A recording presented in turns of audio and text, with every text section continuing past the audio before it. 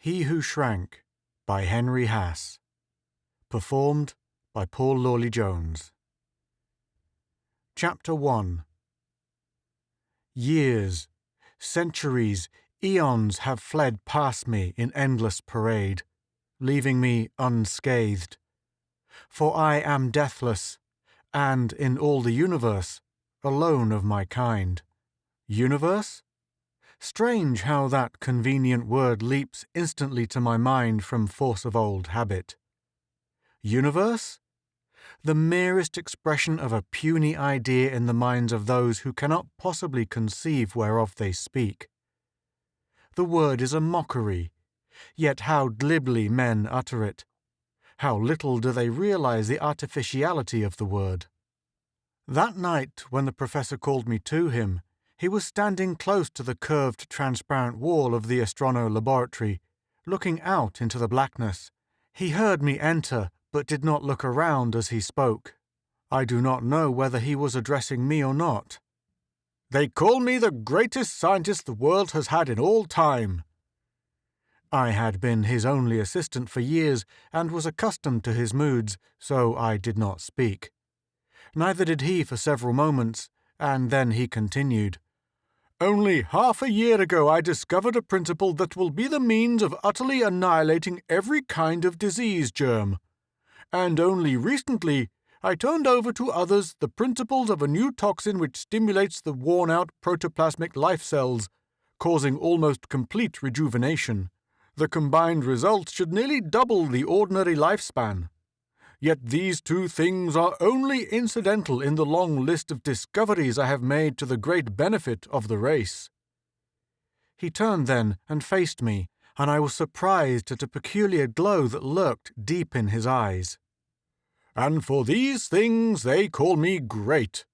For these puny discoveries they heap honours on me and call me the benefactor of the race.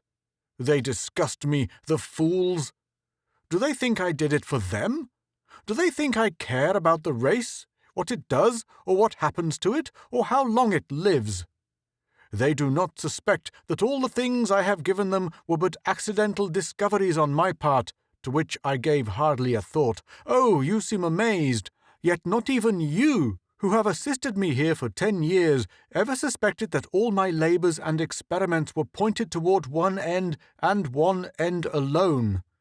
He went over to a locked compartment which, in earlier years, I had wandered about, and then ceased to wander about as I became engrossed in my work. The professor opened it now, and I glimpsed but the usual array of bottles and test tubes and vials. One of these vials he lifted gingerly from a rack. "And at last I have attained the end," he almost whispered, holding the tube aloft. A pale liquid scintillated eerily against the artificial light in the ceiling.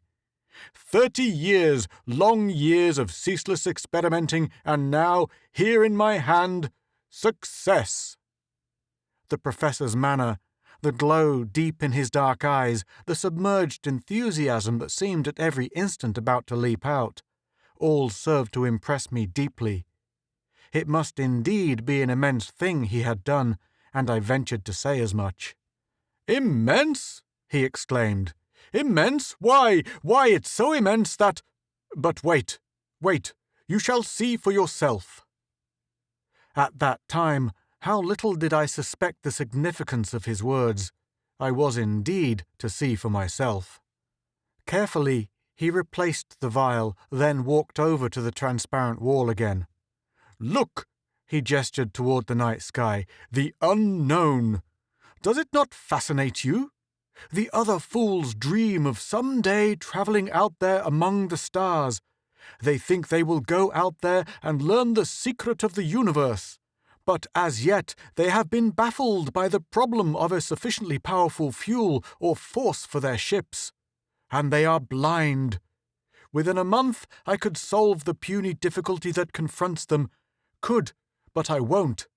Let them search, let them experiment, let them waste their lives away. What do I care about them?"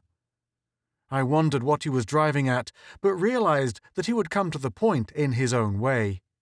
He went on. And suppose they do solve the problem, suppose they do leave the planet, go to other worlds in their hollow ships, what will it profit them?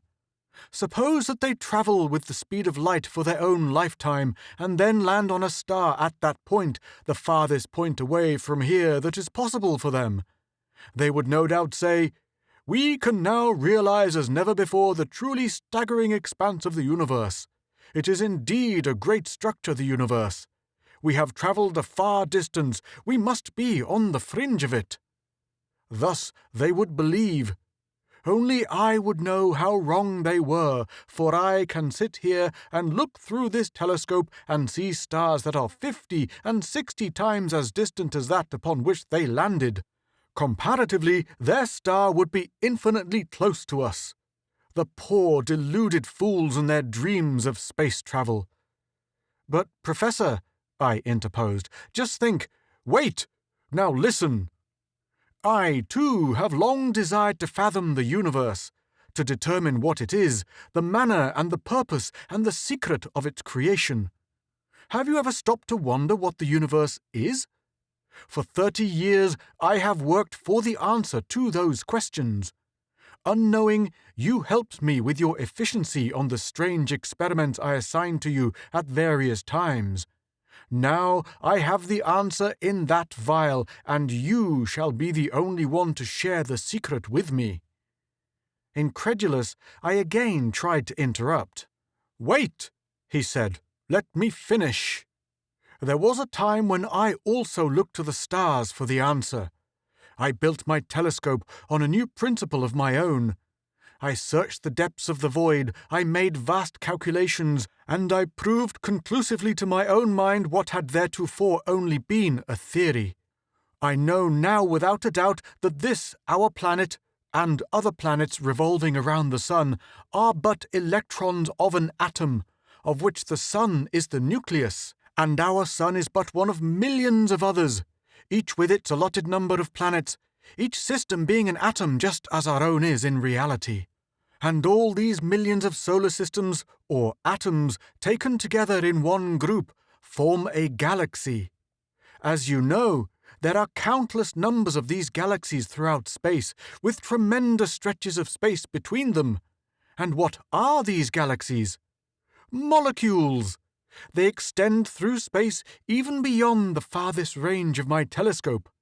But having penetrated that far, it is not difficult to make the final step.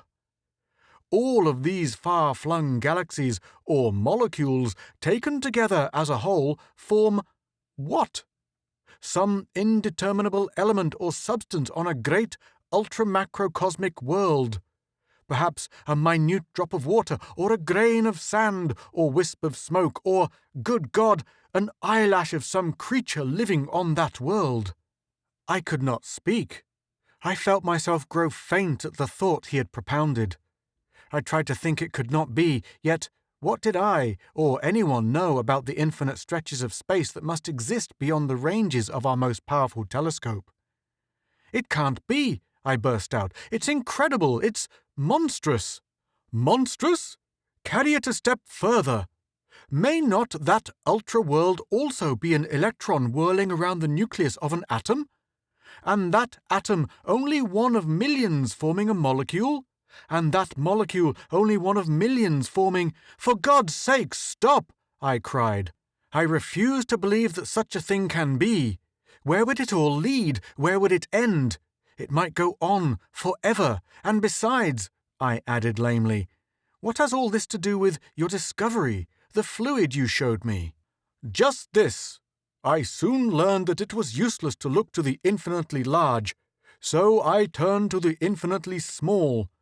For does it not follow that if such a state of creation exists in the stars above us, it must exist identically in the atoms below us?" I saw his line of reasoning, but still did not understand. His next words fully enlightened me, but made me suspect that I was facing one who had gone insane from his theorizing. He went on eagerly, his voice the voice of a fanatic. "If I could not pierce the stars above that were so far, then I would pierce the atoms below that were so near. They are everywhere, in every object I touch, and in the very air I breathe. but they are minute, and to reach them I must find a way to make myself as minute as they are, and more so. This I have done. The solution I showed you will cause every individual atom in my body to contract, but each electron and proton will also decrease in size or diameter in direct proportion to my own shrinkage. Thus will I not only be able to become the size of an atom, but can go down, down into infinite smallness. Chapter 2. When he had stopped speaking, I said calmly, "You are mad." He was imperturbed. "I expected you to say that," he answered. "It is only natural that that should be your reaction to all that I have said. But no, I am not mad. It is merely that you are unacquainted with the marvelous propensities of shrinks. But I promised that you should see for yourself, and that you shall. You shall be the first to go down into the atomic universe." My original opinion in regard to his state of mind remained unshaken. "I am sure you mean well, Professor," I said, "but I must decline your offer." He went on as though I hadn't spoken. "There are several reasons why I want to send you before I myself make the trip. In the first place, once you make the trip, there can be no returning, and there are a number of points I want to be quite clear on. You will serve as my advance guard, so to speak. Professor, listen, I do not doubt that the stuff you call shrinks has very remarkable properties. I will even admit that it will do all you say it will do. But for the past month, you have worked day and night, with scarcely enough time out for food and hardly any sleep at all. You should take a rest, get away from the laboratory for a while." "I shall keep in contact with your consciousness," he said, "through a very ingenious device I have perfected. I will explain it to you later. The shrinks is introduced directly into the bloodstream. Shortly thereafter, your shrinkage should begin and continue at moderate speed, never diminishing in the least degree so long as the blood continues to flow in your body. At least, I hope it never diminishes. Should it, I shall have to make the necessary alterations in the formula. All this is theoretical, of course, but I am sure it will all work according to schedule, and quite without harm." I had now lost all patience. "See here, Professor," I said crossly. "I refuse to be the object of any of your wild-sounding experiments. You should realize that what you propose to do is scientifically impossible. Go home and rest, or go away for a while." Without the slightest warning, he leaped at me, snatching an object from the table. Before I could take a backward step, I felt a needle plunge deep into my arm and cried out with the pain of it. Things became hazy, distorted. A wave of vertigo swept over me. Then it passed, and my vision cleared. The professor stood leering before me. "Yes, I've worked hard, and I'm tired. I've worked 30 years, but I'm not tired enough nor fool enough to quit this thing now, right on the verge of climax." His leer of triumph gave way to an expression almost of sympathy. "I am sorry that it had to come about this way," he said, "but I saw that you would never submit otherwise. I really am ashamed of you. I didn't think you would doubt the truth of my statement to the extent of really believing me insane. But to be safe, I prepared your allotment of the shrinks in advance and had it ready. It is now coursing through your veins, and it should be but a short time before we observe the effects. What you saw in the vial is for myself when I am ready to make the trip. Forgive me for having to administer yours in such an undignified manner." So angered was I at the utter disregard he had shown for my personal feelings, that I hardly heard his words. My arm throbbed fiercely where the needle had plunged in. I tried to take a step toward him, but not a muscle would move. I struggled hard to break the paralysis that was upon me, but could not move a fraction of an inch from where I stood. The professor seemed surprised too, and alarmed. "What? Paralysis? This is an unforeseen circumstance. You see, it is even as I said. The properties of shrinks are marvelous and many." He came close and peered intently into my eyes and seemed relieved. "However, the effect is only temporary," he assured me, then added, "But you will likely be a bit smaller when the use of your muscles returns, for your shrinkage should begin very shortly now. I must hurry to prepare for the final step." He walked past me, and I heard him open his private cupboard again. I could not speak, much less move, and I was indeed in a most uncomfortable, not to mention undignified position.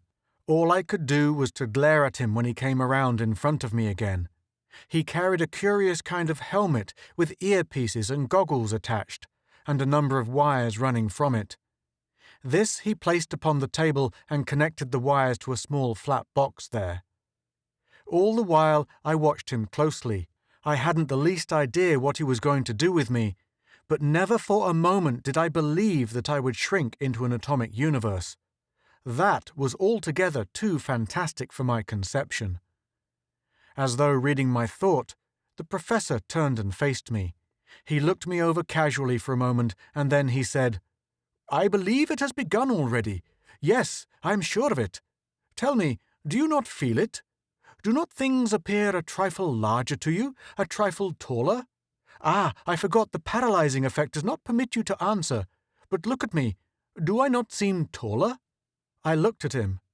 Was it my imagination, or some kind of hypnosis he was asserting on me, that made me think he was growing slightly, ever so slightly, upward, even as I looked? "Ah," he said triumphantly, "you have noticed. I can tell it by your eyes. However, it is not I who am growing taller, but you who are shrinking." He grasped me by the arms and turned me about to face the wall. "I can see that you doubt," he said, "so look. The border on the wall, if you remember, it used to be about even with your eyes. Now it is fully 3 inches higher." It was true, and I could now feel a tingling in my veins and a slight dizziness. "Your shrinkage has not quite reached the maximum speed," he went on. "When it does, it will remain constant. I could not stop it now, even if I wanted to, for I have nothing to counteract it. Listen closely now, for I have several things to tell you. When you have become small enough, I am going to lift you up and place you on this block of Rhelium X here on the table. You will become smaller and smaller, and eventually should enter an alien universe consisting of billions and billions of star groups or galaxies, which are only the molecules in this Rhelium X. When you burst through, your size in comparison with this new universe should be gigantic. However, you will constantly diminish and will be enabled to alight on any one of the spheres of your own choosing. And, after alighting, you will continue, always down." At the concept, I thought I would go mad. Already I had become fully a foot shorter, and still the paralysis gripped me. Could I have moved, I would have torn the professor limb from limb in my impotent rage, though if what he said was true, I was already doomed. Again it seemed as though he read my mind. "Do not think too harshly of me," he said. "You should be very grateful for this opportunity, for you are going on a marvelous venture, into a marvelous realm. Indeed, I am almost jealous that you should be the first.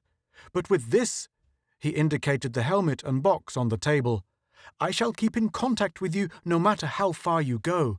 Ah, I see by your eyes that you wonder how such a thing could be possible. Well, the principle of this device is really very simple. Just as light is a form of energy, so is thought. And just as light travels through an ether in the form of waves, so does thought. But the thought waves are much more intangible, in fact, invisible. Nevertheless, the waves are there, and the coils in this box are so sensitized as to receive and amplify them 1,000,000 times, much as sound waves might be amplified. Through this helmet I will receive but 2 of your 6 sensations, those of sound and sight. They are the 2 major ones, and will be sufficient for my purpose. Every sight and sound that you encounter, no matter how minute, reaches your brain and displaces tiny molecules there that go out in the form of thought waves and finally reach here and are amplified. Thus, my brain receives every impression of sight and sound that your brain sends out." I did not doubt now that his marvelous shrinks would do everything he said it would do. Already I was but 1/3 of my original size. Still the paralysis showed no sign of releasing me, and I hoped that the professor knew whereof he spoke when he said the effect would be but temporary. My anger had subsided somewhat, and I think I began to wonder what I would find in that other universe. Then, a terrifying thought assailed me, a thought that left me cold with apprehension. If, as the professor had said, the atomic universe was but a tiny replica of the universe we knew, would I not find myself in the vast empty spaces between the galaxies with no air to breathe? In all the vast calculations the professor had made, could he have overlooked such an obvious point? Now I was very close to the floor, scarcely a foot high. Everything about me, the professor, the tables, the walls, were gigantically out of proportion to myself. The professor reached down then and swung me up on the tabletop amidst the litter of wires and apparatus. He began speaking again, and to my tiny ears his voice sounded a deeper note. "Here is the block of Rhelium X containing the universe you soon will fathom," he said, placing on the table beside me the square piece of metal, which was nearly half as tall as I was. "As you know, Rhelium X is the densest of all known metals, so the universe awaiting you should be a comparatively dense one, though you will not think so, with the thousands of light-years of space between the stars. Of course, I know no more about this universe than you do, but I would advise you to avoid the very bright stars and approach only the dimmer ones.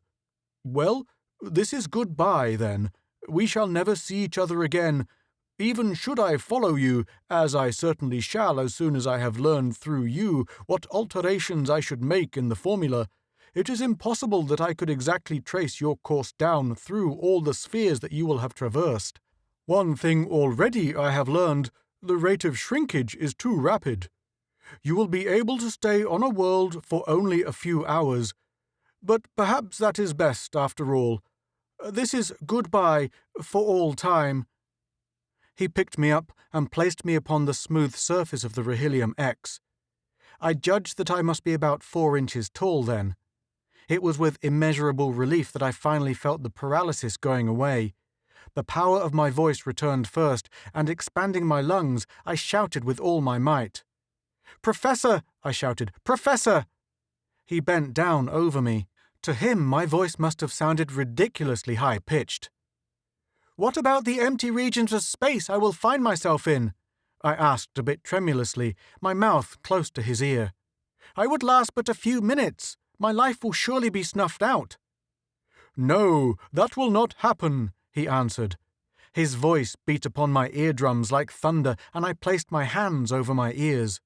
He understood and spoke more softly. "You will be quite safe in airless space," he went on. "In the 30 years I have worked on the problem, I would not be likely to overlook that point, though I will admit it gave me much trouble. But as I said, Shrinks is all the more marvelous in the fact that its qualities are many. After many difficulties and failures, I managed to instill in it a certain potency by which it supplies sufficient oxygen for your need, distributed through the bloodstream. It also irradiates a certain amount of heat, and, inasmuch as I consider the supposed sub-zero temperature of space as being somewhat exaggerated, I don't think you need worry about any discomfort in open space." Chapter 3. I was scarcely over an inch in height now. I could walk about, though my limbs tingled fiercely as the paralysis left. I could beat my arms against my sides and swung them about to speed the circulation. The professor must have thought I was waving goodbye. His hand reached out and he lifted me up. Though he tried to handle me gently, the pressure of his fingers bruised. He held me in his open hand and raised me up to the level of his eyes. He looked at me for a long moment, and then I saw his lips form the words, "Goodbye." I was terribly afraid he would drop me to the floor a dizzy distance below, and I was relieved when he lowered me again and I slid off his hand to the block of Rhelium X. The professor now appeared as a giant, towering hundreds of feet into the air, and beyond him, seemingly miles away, the walls of the room extended to unimaginable heights. The ceiling above seemed as far away and expansive as the dome of the sky I had formerly known. I ran to the edge of the block and peered down. It was as though I stood at the top of a high cliff. The face of it was black and smooth, absolutely perpendicular. I stepped back a pace lest I lose my footing and fall to my death. Far below extended the vast, smooth plain of the tabletop. I walked back to the centre of the block, for I was afraid of the edge. I might be easily shaken off if the professor were to accidentally jar the table. I had no idea of my size now, for there was nothing with which I could compare it. For all I knew, I might be entirely invisible to the professor. He was now but an indistinguishable blur, like a far-off mountain seen through a haze. I now began to notice that the surface of the Rohillium X block was not as smooth as it had been. As far as I could see were shallow ravines extending in every direction. I realized that these must be tiny surface scratches that had been invisible before. I was standing on the edge of one of these ravines, and I clambered down the side and began to walk along it. It was as straight as though laid by a ruler. Occasionally I came to intersecting ravines and turned to the left or right. Before long, due to my continued shrinkage, the walls of these ravines towered higher than my head, and it was as though I walked along a narrow path between two cliffs. Then I received the shock of my life, and my adventure came near to ending right there. I approached one of the intersections. I turned the sharp corner to the right. I came face to face with how shall I describe it? It was a sickly bluish-white in colour. Its body was disc-shaped, with a long double row of appendages, legs, on the underside. Hundreds of ugly-looking spikes rimmed the disc body on the outer and upper edges. There was no head and apparently no organ of sight, but dozens of snake-like protuberances waved in my face as I nearly crashed into it. One of them touched me, and the creature backed swiftly away, the spikes springing stiffly erect in formidable array. The impression of the creature flashed upon my mind in the merest fraction of time, for you may be sure that I didn't linger there to take stock of its pedigree. No, indeed. My heart choked me in my fright. I whirled and sped down the opposite ravine. The sound of the thing's pursuit lent wings to my feet, and I ran as I had never run before. Up one ravine and down another I sped, doubling to right and left in my effort to lose my pursuer. The irony of being pursued by a germ occurred to me, but the matter was too serious to be funny. I ran until I was out of breath, but no matter which way I turned and doubled, the germ was always 100 paces behind me. Its organ of sound must have been highly sensitive. At last I could run no more, and I darted around the next corner and stopped, gasping for breath. The germ rushed a short distance past me and stopped, having lost the sound of my running. Its dozens of tentacular sound organs waved in all directions. Then it came unhesitatingly toward me, and again I ran. Apparently it had caught the sound of my heavy breathing. Again I dashed around the next corner, and as I heard the germ approach, I held my breath until I thought my lungs would burst. It stopped again, waved its tentacles in the air, and then ambled on down the ravine. Silently, I sneaked a hasty retreat. Now the walls of these ravines, invisible scratches on a piece of metal, towered very high above me as I continued to shrink. Now, too, I noticed narrow chasms and pits all around me, in both the walls at the sides and the surface on which I walked. All of these seemed very deep, and some were so wide that I had to leap across them. At first, I was unable to account for these spaces that were opening all about me, and then I realized with a sort of shock that the Rohillium X was becoming porous, so small was I in size. Although it was the densest of all known metals, no substance whatsoever could be so dense as to be an absolute solid. I began to find it increasingly difficult to progress. I had to get back and make running jumps across the spaces. Finally, I sat down and laughed as I realized the futility and stupidity of this. Why was I risking my life by jumping across these spaces that were becoming wider as I became smaller, when I had no particular destination anyway, except down? So I may as well stay in one spot. No sooner had I made this decision, however, than something changed my mind. It was the germ again. I saw it far down the ravine, heading straight for me. It might have been the same one I had encountered before, or its twin brother. But now I had become so small that it was fully 15 times my own size, and the very sight of the huge beast ambling toward me inspired terror into my heart. Once more I ran, praying that it wouldn't hear the sound of my flight because of my small size. Before I had gone 100 yards, I stopped in dismay. Before me yawned a space so wide that I couldn't have leaped half the distance. There was escape on neither side, for the chasm extended up both the walls.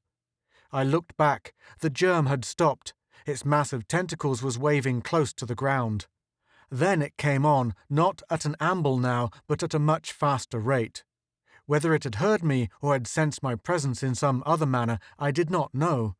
Only one thing was apparent. I had but a few split seconds in which to act. I threw myself down flat, slid backward into the chasm, and hung there by my hands. And I was just in time.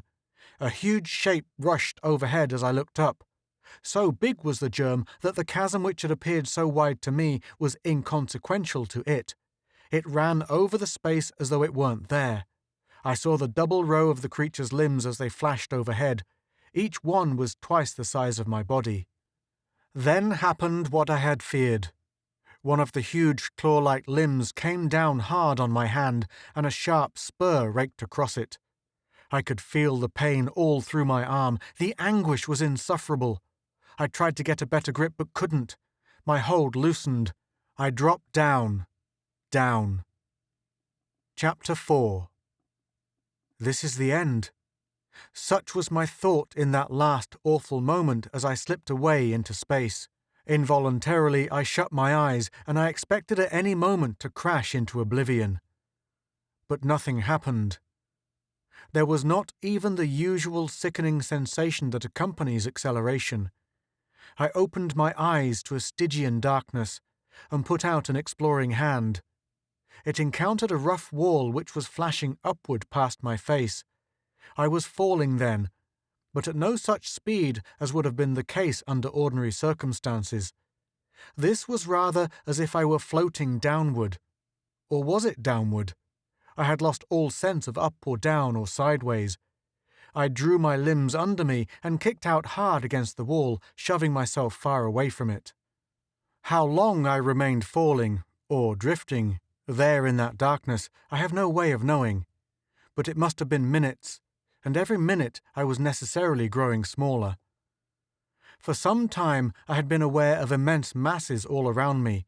They pressed upon me from every side, and from them came a very faint radiance. They were of all sizes, some no larger than myself, and some looming up large as mountains. I tried to steer clear of the large ones, for I had no desire to be crushed between two of them. But there was little chance of that. Although we all drifted slowly along through space together, I soon observed that none of these masses ever approached each other or deviated the least bit from their paths.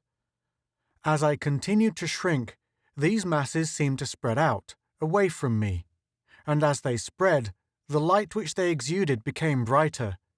They ceased to be masses and became swirling, expanding, individual stretches of mist, milky white. They were nebulae. Millions of miles of space must stretch between each of them.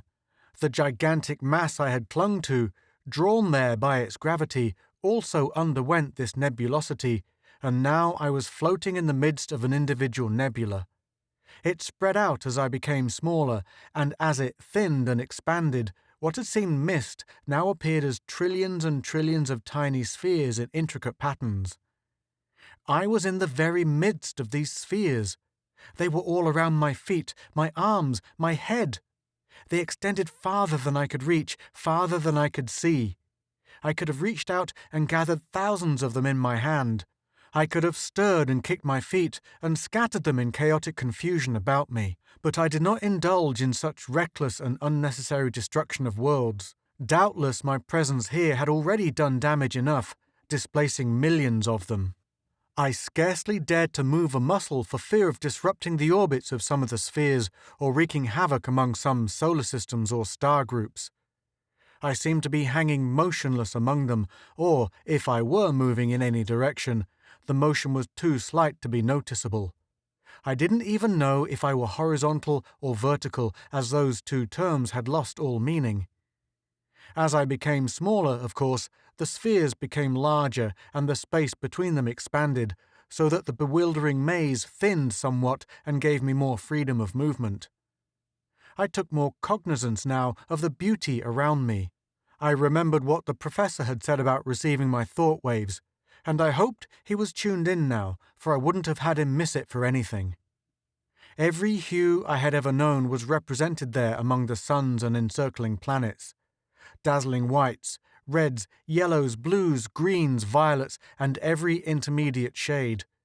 I glimpsed also the barren blackness of suns that had burnt out, but these were infrequent, as this seemed to be a very young universe. There were single suns with the orbital planets varying in number from 2 to 20. There were double suns that revolved slowly about each other as on an invisible axis. There were triple suns that revolved slowly about one another, strange as it may seem, in perfect trihedral symmetry. I saw one quadruple sun, a dazzling white, a blue, a green, and a deep orange. The white and the blue circled each other on the horizontal plane, while the green and the orange circled on the vertical plane, thus forming a perfect interlocking system. Around these 4 suns in circular orbits sped 16 planets of varying size, the smallest on the inner orbits and the largest on the outer. The effect was a spinning, concave disk with the white, blue, green, orange rotating hub in the center. The rays from these 4 suns, as they bathed the rolling planets and were reflected back into space in many-hued magnificence, presented a sight both beautiful and weird. I determined to alight on one of the planets of this quadruple sun as soon as my size permitted. I did not find it hard to maneuver to a certain extent, and eventually, when I had become much smaller, I stretched alongside this solar system, my length being as great as the diameter of the orbit of the outermost planet.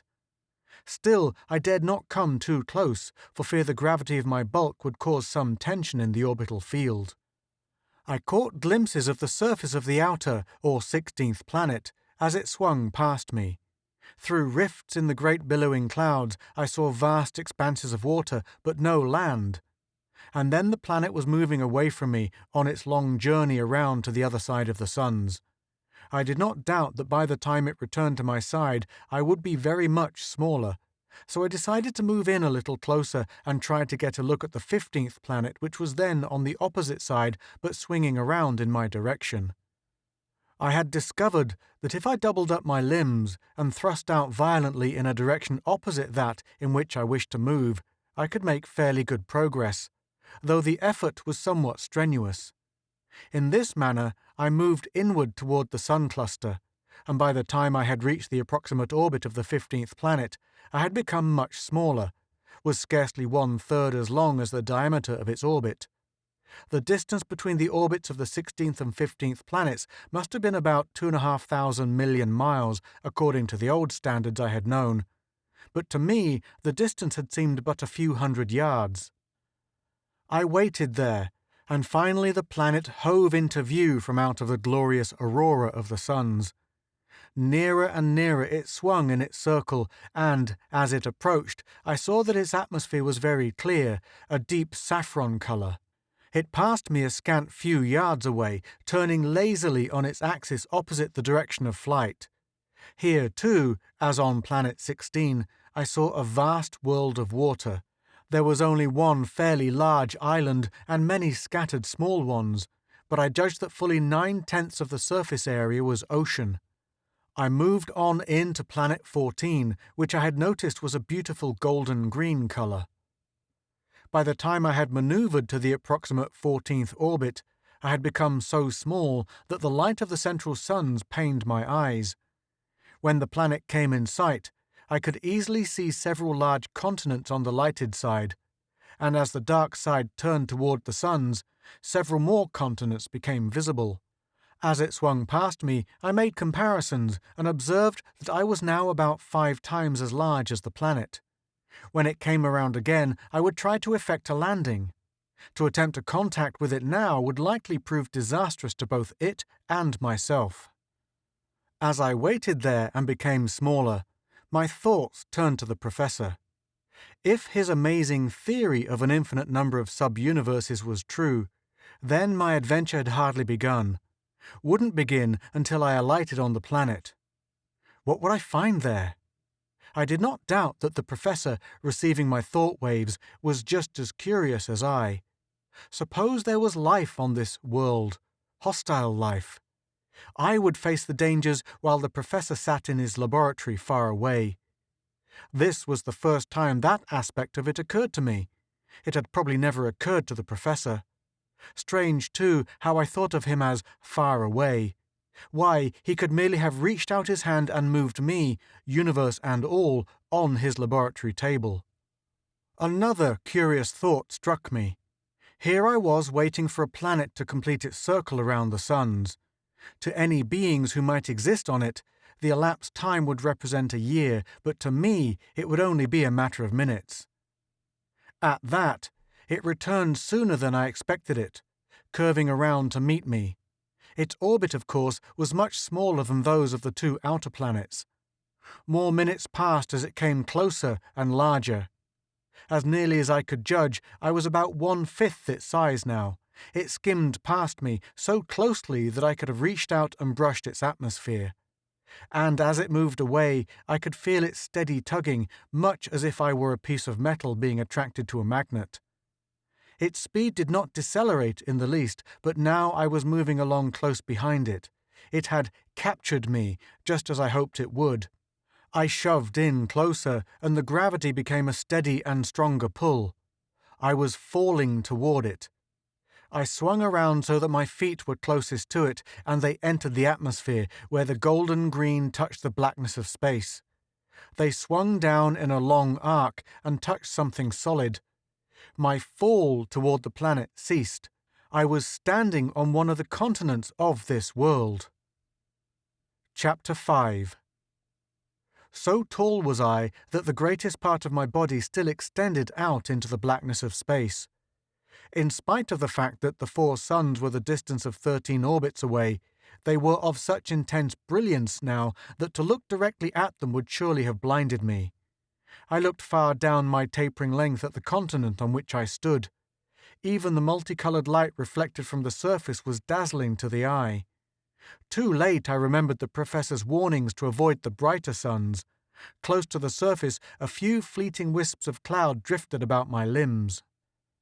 As the planet turned slowly on its axis, I of course moved with it, and shortly I found myself on the side away from the suns in the planet's shadow. I was thankful for this relief, but it was only temporary. Soon I swung around into the blinding light again, then into the shadow, and again into the light. How many times this happened I do not know, but at the last I was entirely within the planet's atmosphere. Here the rays of the sun were diffused and the light less intense. Miles below, I could see but a vast expanse of yellow surface stretching unbroken in every direction. As I looked far behind the curving horizon, it seemed that I caught a momentary glimpse of tall, silvery towers of some far-off city, but I could not be sure, and when I looked again, it had vanished. I kept my eyes on that horizon, however, and soon 2 tiny red specks became visible against the yellow of the plain. Evidently, they were moving toward me very rapidly, for even as I looked, they became larger and soon took shape as 2 blood-red spheres. Immediately, I visioned them as some terrible weapons of warfare or destruction. But as they came close to me and swerved up to where I towered high in the thin atmosphere, I could see that they were not solid at all, as I had supposed, but were gaseous and translucent to a certain extent. Furthermore, they behaved in a manner that hinted strongly of intelligence. Without visible means of propulsion, they swooped and circled about my head to my utter discomfiture. When they came dangerously close to my eyes, I raised my hand to sweep them away, but they darted quickly out of reach. They did not approach me again, but remained there close together, pulsating in mid-air. This queer pulsating of their tenuous substance gave me the impression that they were conferring together, and of course I was the object of their conference. Then they darted away in the direction whence they had come. My curiosity was as great as theirs had seemed to be, and without hesitation I set out in the same direction. I must have covered nearly a mile at each step, but even so, these gaseous entities easily outdistanced me and were soon out of sight. I had no doubt that their destination was the city, if indeed it were a city I had glimpsed. The horizon was closer now and less curved due to my decrease in height. I judged that I was barely 500 or 600 feet tall now. I had taken but a few hundred steps in the direction the two spheres had gone, when, to my great surprise, I saw them coming toward me again, this time accompanied by a score of companions. I stopped in my tracks, and soon they came close and circled about my head. They were all about 5 feet in diameter and of the same dark red colour. For a moment they darted about as though studying me from every angle. Then they systematically arranged themselves in a perfect circle around me. Thin streamers emanated from them and merged, linking them together and closing the circle. Then other streamers reached slowly out toward me, wavering, cautious. This, their manner of investigation, did not appeal to me in the least, and I swept my arms around furiously. Instantly, all was wild confusion. The circle broke and scattered, the streamers snapped back, and they were spheres again. They gathered in a group a short distance away and seemed to consider. One, whose colour had changed to a bright orange, darted apart from them and pulsated rapidly. As clearly as though words had been spoken, I comprehended. The bright orange colour signified anger, and he was rebuking the others for their cowardice. Led by the orange sphere, they again moved closer to me. This time they had a surprise for me. A score of streamers flashed out thick as lightning, and cold blue flames spluttered where they touched me. Electric shocks ran through my arms, rendering them numb and helpless. Again they formed their circle around me, again the streamers emerged and completed the circle, and other streamers reached out caressingly. For a moment they flickered about my head, then merged, enveloping it in a cold red radiance. I felt no sensation at all at the touch except that of cold. The spheres began to pulsate again in the manner I had observed before, and immediately this pulsating began, I felt tiny needle points of ice pierce my brain. A question became impinged upon my consciousness more clearly than would have been possible by spoken word. Where do you come from? I was familiar with thought transference, had even practiced it to a certain extent, very often with astonishing success. When I heard, or received, that question, I tried hard to bring every atom of my consciousness to bear upon the circumstances that were the cause of my being there. When I had finished my mental narration and my mind relaxed from the tension I had put upon it, I received the following impressions. We receive no answer. Your mind remains blank. You are alien. We have never encountered another of your organism here. A most peculiar organism indeed is one that becomes steadily smaller without apparent reason. Why are you here, and where do you come from? The icy fingers probed deeper and deeper into my brain, seeming to tear it tissue from tissue. Again I tried, my mind focusing with the utmost clearness upon every detail, picturing my course from the very minute I entered the professor's laboratory to the present time. When I finished, I was exhausted from the effort. Again I received the impression, you cannot bring your mind sufficiently into focus. We receive only fleeting shadows. One of the spheres again changed to a bright colour and broke from the circle. I could almost imagine an angry shrug. The streamers relaxed their hold on my brain and began to withdraw, but not before I caught the fleeting impression from the orange one, who was apparently addressing the others. Very low mentality. You're not so much yourself, I said aloud. But of course, such a crude method of speech did not register upon them. I wondered at my inability to establish thought communication with these beings. Either my brain was of such a size as to prevent them from receiving the impression. Remember, I was still a 400 or 500 foot giant on this world. or their state of mentality was indeed so much higher than mine that I was, to them, lower than the lowest savage, possibly both, more probably the latter. But they were determined to solve the mystery of my presence before I passed from their world, as I would surely do in a few hours at my rate of shrinkage. Their next move was to place themselves on each side of me in vertical rows extending from far down near the ground up to my shoulders. Again the luminous ribbons reached out and touched me at the various points. Then, as at a given signal, they rose high into the air, lifting me lightly as a feather. In perfect unison they sped towards their city beyond the horizon, carrying me perpendicularly with them. I marvelled at the manner in which such gaseous entities as these could lift and propel such a material giant as myself. Their speed must have exceeded by far that of sound, though on all this planet there was no sound except the sound of my body swishing through the air. In a very few minutes I sighted the city, which must have covered an area of 100 miles square near the edge of a rolling green ocean.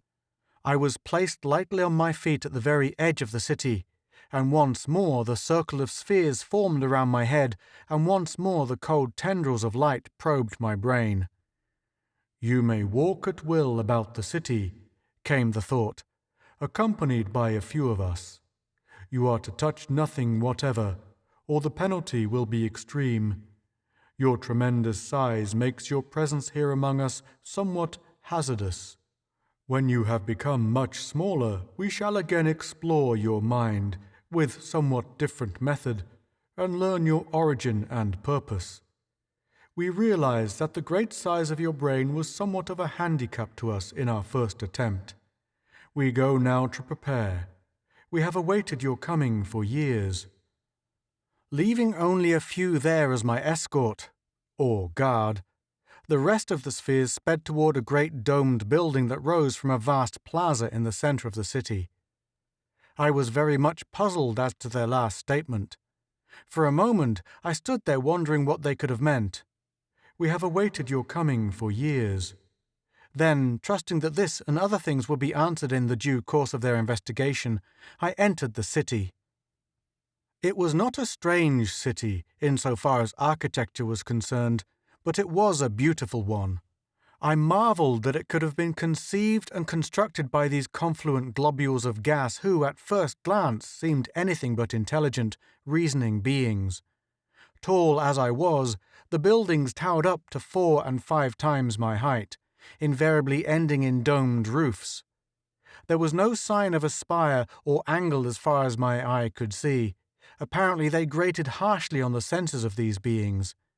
The entire plan of the city was of vast sweeping curves and circular patterns, and the effect was striking. There were no preconceived streets or highways, nor connecting spans between the buildings, for there was no need of them.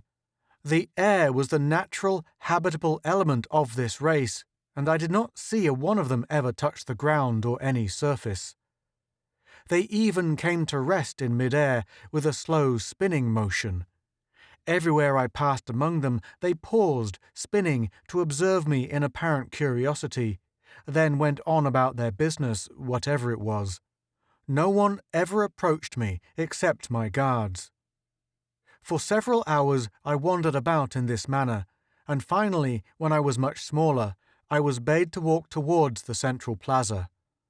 In the circular domed building, the others awaited my coming, gathered about a dais surmounted by a huge oval transparent screen of glass or some similar substance.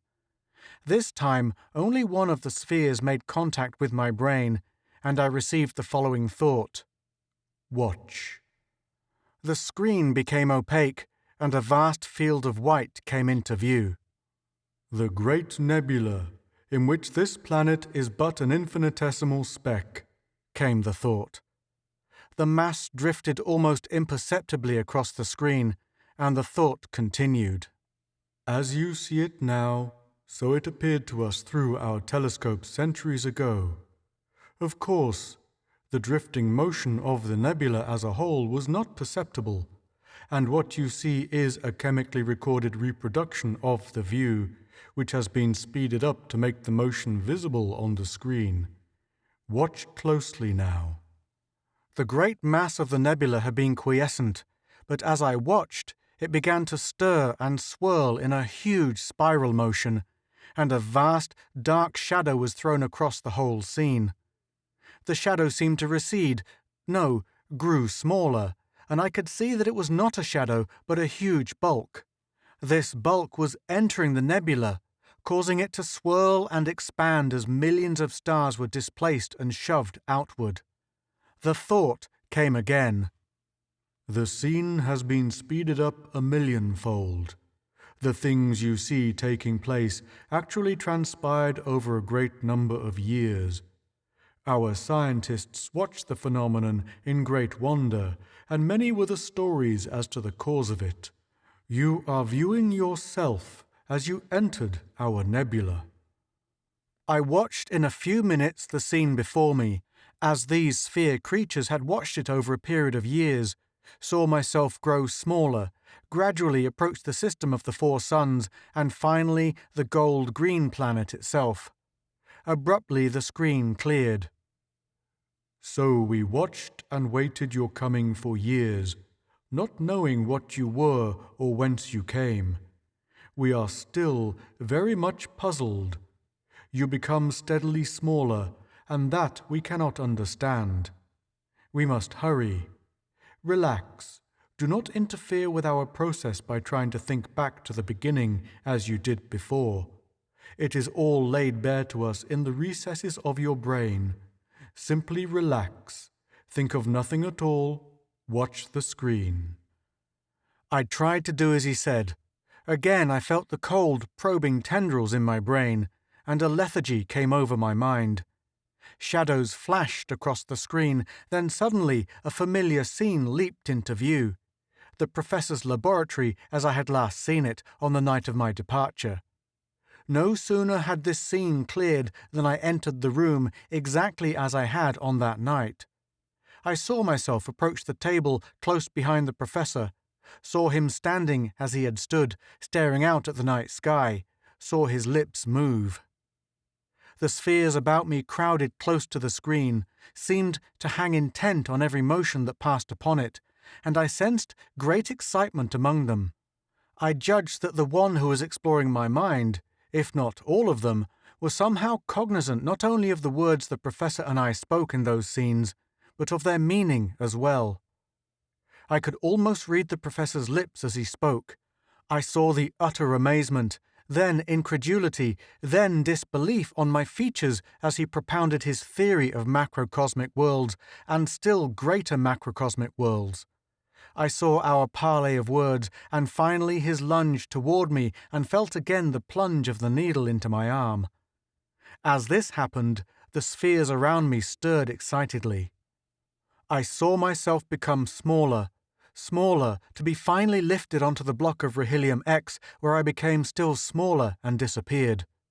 I saw my meeting with the germ and my wild flight, my plunge into the abyss and my flight down through the darkness, during which time the entire screen before me became blank. The screen was slightly illuminated again as I travelled along with the great masses all around me, and then gradually across the screen spread the huge nebula, the same one these sphere creatures had seen through their telescopes centuries ago. Again the screen cleared abruptly, became transparent. The rest we know, came the thought of the one who had searched my brain. The rest of the screen has already shown. He, the one who invented what he called shrinks, he is a very great man. Yours has indeed been a marvelous experience, and one which has hardly begun. We envy you, lucky being, and at the same time we are sorry for you. Anyway, it is fortunate for us that you chose our planet on which to alight, but soon you will pass away even as you came, and that we cannot and would not prevent. In a very few minutes, you will once more become of infinitesimal size and pass into a still smaller universe. We have microscopes powerful enough to permit us to barely glimpse this smaller atomic universe, and we shall watch your further progress into the unknown until you are gone from our sight forever." I had been so interested in the familiar scenes on the screen that I had lost all conception of my steady shrinkage. I was now very much smaller than those spheres around me. I was as interested in them as they were in me, and I tried to flash the following thought. "You say that you envy me and are sorry for me. Why should that be?" The thought came back immediately. "We cannot answer that, but it is true. Wonderful as are the things you will see in realms yet to come, nevertheless you are to be pitied. You cannot understand at present, but someday you will." I flashed another thought. "Your organism, which is known to me as gaseous, seems as strange to me as mine, a solid, must seem to you. You have mentioned both telescopes and microscopes, and I cannot conceive how beings such as yourselves, without organs of sight, can number astronomy and microscopy among the sciences." "Your own organs of sight," came back the answer, "which you call eyes, are not only superfluous, but are very crude sources of perception. I think that you will grant that loss of them would be a terrible and permanent handicap. Our own source of perception is not confined to any such conspicuous organs, but envelops the entire outer surface of our bodies. We have never had organs and appendages such as those which you are endowed so profusely, for we are of different substance. We merely extend any part of our bodies in any direction at will. But, from close study of your structure, we conclude that your various organs and appendages are very crude. I predict that by slow evolution of your own race, such frailties will disappear entirely." "Tell me more about your own race," I went on eagerly. "To tell everything there is to tell," came the answer, "would take much time, and there is little time left. We have a very high sociological system, but one which is not without its faults, of course. We have delved deep into the sciences and gone far along the lines of fine arts. But all of our accomplishments along these lines would no doubt appear very strange to you. You have seen our city. It is by no means the largest, nor the most important on the planet. When you alighted comparatively near, reports were sent out, and all of our important scientists hurried here. We were not afraid because of your presence, but rather were cautious, for we did not know what manner of being you were. The two whom you first saw were sent to observe you. They had both been guilty of a crime against the community and were given the choice of the punishment they deserved, or of going out to investigate the huge creature that had dropped from the sky. They accepted the latter, of course, and for their bravery, for it was bravery, they have been exonerated." Chapter 6. I would have liked greatly to ask more questions, for there were many phases that puzzled me, but I was becoming so very small that further communication was impossible. I was taken to a laboratory and placed upon the slide of a microscope of strange and intricate construction, and my progress continued unabated down into a still smaller atomic universe. The method was the same as before. The substance became open and porous, spread out into the open space dotted with the huge masses which in turn became porous and resolved into far-flung nebulae. I entered one of the nebulae, and once more star systems swung all around me. This time I approached a single sun of bright yellow hue, around which swung 8 planets. I maneuvered to the outermost one, and when my size permitted, made contact with it. I was now standing on an electron, one of billions forming a microscopic slide that existed in a world which was, in turn, only an electron in a block of metal on a laboratory table. Soon I reached the atmosphere, and miles below me I could see only wide patches of yellow and green, but as I came nearer to the surface, more of the details became discernible. Almost at my feet, a wide yellow river wound sluggishly over a vast plateau which fell suddenly away into a long line of steep precipices.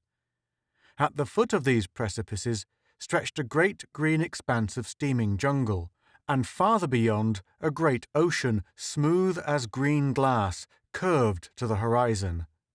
A prehistoric world of jungles and great fern-like growths and sweltering swamps and cliffs. Not a breeze stirred, and nowhere was the sight of any living thing.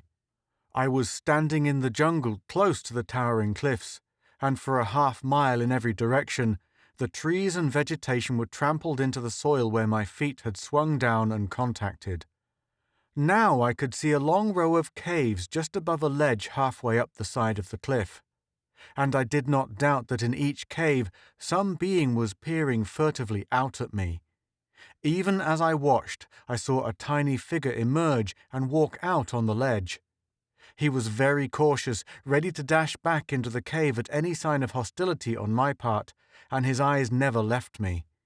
Seeing that nothing happened, others took heart and came out, and soon the ledge was lined with tiny figures who talked excitedly among themselves and gesticulated wildly in my direction. My coming must surely have aroused all their superstitious fears. A giant descending out of the skies to land at their very feet.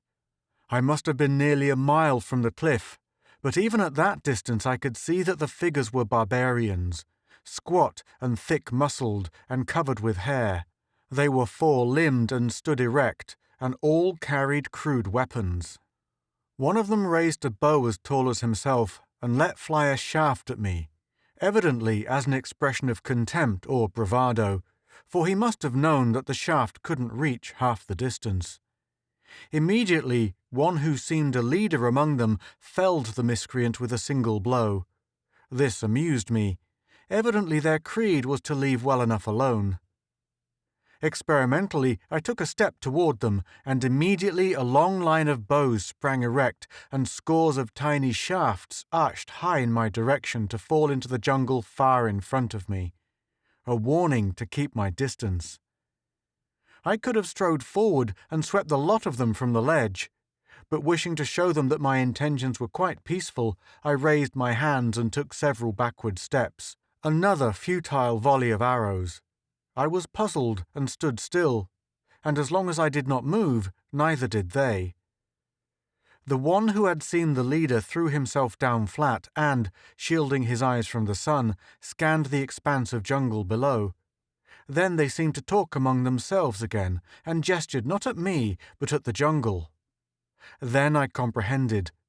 Evidently, a hunting party was somewhere in that jungle which spread out around my feet, probably returning to the caves, for already it was nearing dusk, the sun casting weird conflicting streaks across the horizon. These people of the caves were in fear that I would move around too freely and perhaps trample the returning party underfoot. So thinking, I stood quietly in the great barren patch I had levelled and sought to peer into the dank growth below me. This was nearly impossible, however, for clouds of steam hung low over the tops of the trees. But presently my ears caught a faint sound, as of shouting, far below me, and then I glimpsed a long single file of the barbarian hunters running at full speed along a well-beaten game path. They burst into the very clearing in which I stood, and stopped short in surprise, evidently aware for the first time of my gigantic presence on their world. They let fall the poles upon which were strung the carcasses of the day's hunt, cast but one fearful look up to where I towered, then as one man fell flat upon the ground in abject terror. All except one. I doubt if the one, who burst from the tangle of trees last of all, even saw me, so intent was he in glancing back into the darkness from which he fled. At any rate, he aroused his companions with a few angry guttural syllables and pointed back along the path. At that moment, there floated up to me a roar that lingered loud and shuddering in my ears. At quick instructions from their leader, the hunters picked up their weapons and formed a wide semicircle before the path where they had emerged. The limb of a large tree overhung the path at this point, and the leader clambered up some overhanging vines and was soon crouching upon it. One of the warriors fastened a vine to a large, clumsy-looking weapon, and the one in the tree drew it up to him. The weapon consisted merely of a large pointed stake some 8 feet long, with 2 heavy stones fastened securely to it at the halfway point. The one in the tree carefully balanced this weapon on the limb, directly over the path, point downward. The semicircle of hunters crouched behind stout lances set at an angle in the ground. Another shuddering roar floated up to me, and then the beast appeared. As I caught sight of it, I marvelled all the more at the courage of these puny barbarians. From ground to shoulder, the beast must have measured 7 feet tall and was fully 20 feet long. Each of its 6 legs ended in a wide, horny claw that could have ripped any of the hunters from top to bottom. Its long, tapering tail was horny too, giving me the impression that the thing was at least partly reptilian. Curved fangs fully 2 feet long, in a decidedly animal head, offset that impression, however. For a long moment the monstrosity stood there, tail switching ceaselessly, glaring in puzzlement out upon the circle of puny beings who dared to confront it. Then, as its tail ceased switching and it tensed for the spring, the warrior on the limb above launched his weapon, launched it and came hurtling down with it, feet pressed hard against the heavy stone balance. Whether the beast below heard some sound, or whether a 6th sense warned it, I do not know, but just in time it leaped to one side with an agility belied by its great bulk, and the pointed stake drove deep into the ground, leaving the one who had ridden it lying there stunned. The beast uttered a snarl of rage, its 6 legs sprawled outward, its great belly touched the ground. Then it sprang out upon the circle of crouching hunters. Lances snapped at the impact, and the circle broke and fled for the trees. But 2 of them never rose from the ground, and the lashing horned tail flattened another before he had taken 4 steps. The scene took place in a matter of seconds, as I towered there looking down upon it, fascinated. The beast whirled toward the fleeing ones, and in another moment the destruction would have been terrible, for they could not possibly have reached safety. Breaking the spell that was on me, I swung my hand down in a huge arc, even as the beast sprang for a second time. I slapped it in mid-air, flattening it against the ground as I would have flattened a bothersome insect. It did not twitch a muscle, and a dark red stain seeped outward from where it lay. The natives stopped in their flight, for the sound of my hand when I slapped the huge animal had been loud.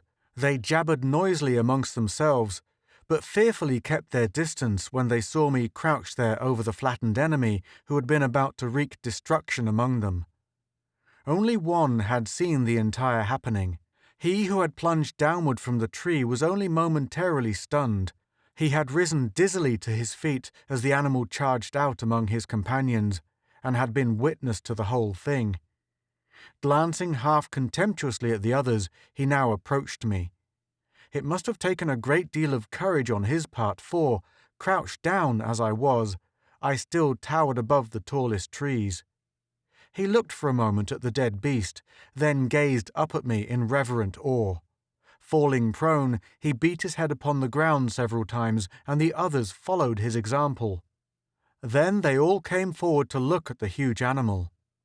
From their talk and gestures, I gathered that they wanted to take it into the caves, but it would have taken 10 of the strongest of them to even lift it, and there was still a mile stretch of jungle between them and the cliffs. I decided that I would take it there for them if that was their want. Reaching out, I picked up the leader, the brave one, very gently. Placing him in the cupped hollow of my hand, I swung him far up to the level of my eyes. I pointed at the animal I had slain, then pointed toward the cliffs. But his eyes were closed tightly, as if his last moment had come, and he trembled in every limb. He was a brave hunter, but this experience was too much. I lowered him to the ground unharmed, and the others crowded around him excitedly. He would soon recover from his fright, and no doubt some night around the campfires he would relate this wonderful experience to a bunch of skeptical grandchildren. Picking the animal up by its tapering tail, I strode through the jungle with it, flattening trees at every step and leaving a wide path behind me. I neared the cliffs in a few steps, and those upon the ledge fled into the caves. I placed the huge carcass on the ledge, which was scarcely as high as my shoulders, then turned and strode away to the right, intending to explore the terrain beyond. For an hour I walked, passing other tribes of cliff dwellers who fled at my approach. Then the jungle ended in a point by the sea, and the line of cliffs melted down into a rocky coast. It had become quite dark now. There were no moons, and the stars seemed dim and far away. Strange night cries came from the jungle, and to my left stretched wide, tangled marshes through which floated vague phosphorescent shapes. Behind me, tiny fires sprang up on the face of the cliffs, a welcome sight, and I turned back toward them. I was now so much smaller that I felt extremely uneasy at being alone and unarmed at night on a strange planet abounding in monstrosities. I had taken only a few steps when I felt, rather than heard, a rush of wings above and behind me. I threw myself flat upon the ground, and just in time, for the great shadowy shape of some huge night creature swept down, and sharp talons raked my back. I arose with apprehension after a few moments, and saw the creature winging its way back low over the marshes. Its wing spread must have been 40 feet. I reached the shelter of the cliffs and stayed close to them thereafter. I came to the first of the shelving ledges where the fires burned, but it was far above me now. I was a tiny being crouched at the base of the cliffs. I, an alien on this world, yet 1,000,000 years ahead of these barbarians in evolution, peered furtively out into the darkness where glowing eyes and half-seen shapes moved on the edge of the encroaching jungle.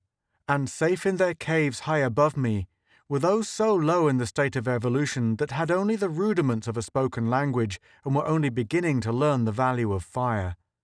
In another 1,000,000 years, perhaps, a great civilization would cover this entire globe, a civilization rising by slow degrees from the mire and the mistakes and the myths of the dawn of time.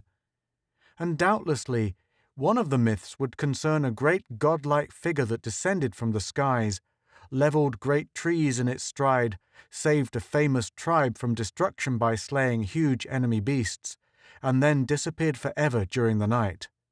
And great men, great thinkers of that future civilization would say, "Fie, preposterous, a stupid myth." But at the present time, the godlike figure which slew enemy beasts by a slap of the hand was scarcely a foot high, and sought a place where he might be safe from a possible attack by those same beasts. At last I found a small crevice, which I squeezed into and felt much safer than I had out in the open. And very soon I was so small that I would have been unnoticed by any of the huge animals that might venture my way. Chapter 7. At last I stood on a single grain of sand, and other grains towered up like smooth mountains all around me. And in the next few minutes I experienced the change for the third time, the change from microscopic being on a gigantic world to a gigantic being floating amid an endless universe of galaxies. I became smaller. The distance between galaxies widened. Solar systems approached and neared the orbit of the outermost planet. I received a very unexpected but very pleasant surprise. Instead of myself landing upon one of the planets, and while I was yet far too large to do so, the inhabitants of this system were coming out to land on me. There was no doubt about it. From the direction of the inner planets, a tapering, silvery projectile moved toward me with the speed of light. This was indeed interesting, and I halted my inward progress to await developments. In a few minutes, the space rocket ship was very close. It circled about me once, then, with a great rush of flame and gases from the prow to break the fall, it swooped in a long curve and landed gracefully on my chest. I felt no more jar than if a fly had alighted on me. As I watched it, a square section swung outward from the hull and a number of things emerged. I say things because they were in no manner human, although they were so tiny that I could barely distinguish them as minute dots of gold. A dozen of them gathered in a group a short distance away from the spaceship. After a few moments, to my surprise, they spread huge golden wings, and I gasped at the glistening beauty of them. They scattered in various directions, flying low over the surface of my body. From this, I reasoned that I must be enveloped in a thin layer of atmosphere, as were the planets. These bird creatures were an exploring party sent out from one of the inner planets to investigate the new large world which had entered their system and was approaching dangerously close to their own planet. But, on second thought, they must have been aware, or soon would be, that I was not a world at all, but a living, sentient being. My longitudinal shape would make that apparent, besides the movements of my limbs. At any rate, they displayed unprecedented daring by coming out to land on me. I could have crushed their frail ship at the slightest touch, or flung it far out into the void beyond their reach. I wished I could see one of the winged creatures at closer range, but none landed on me again. Having traversed and circled me in every direction, they returned to the spaceship and entered it. The section swung closed, gases roared from the stern tubes, and the ship swooped out into space again and back toward the sun. What tiding would they bear to their planet? Doubtless they would describe me as an inconceivably huge monstrosity of outer space. Their scientists would wonder whence I came, might even guess at the truth. They would observe me anxiously through their telescopes. Very likely, they would be in fear that I would invade or wreck their world and would make preparations to repulse me if I came too near. In spite of these probabilities, I continued my slow progress toward the inner planets, determined to see and, if possible, land upon the planet of the bird creatures. A civilization that had achieved space travel must be a marvelous civilization indeed. As I made my way through space between the planets by means of my grotesque exertions, I reflected upon another phase. By the time I reached the inner planets, I would be so much smaller that I could not determine which of the planets was the one I sought, unless I saw more of the spaceships and could follow their direction. Another interesting thought was that the inner planets would have sped around the green sun innumerable times, and years would have passed before I reached there.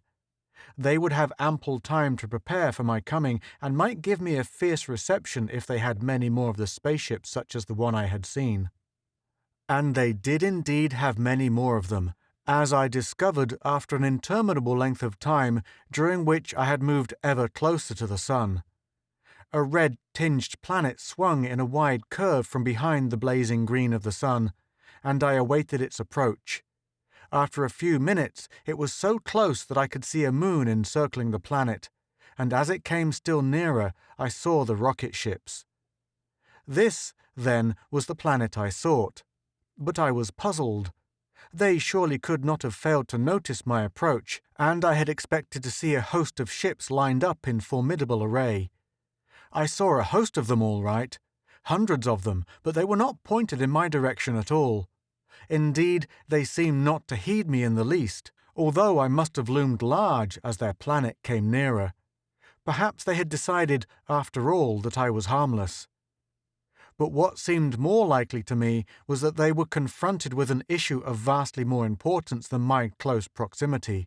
For as I viewed the spaceships, they were leaving the atmosphere of their planet and were pointing toward the single satellite.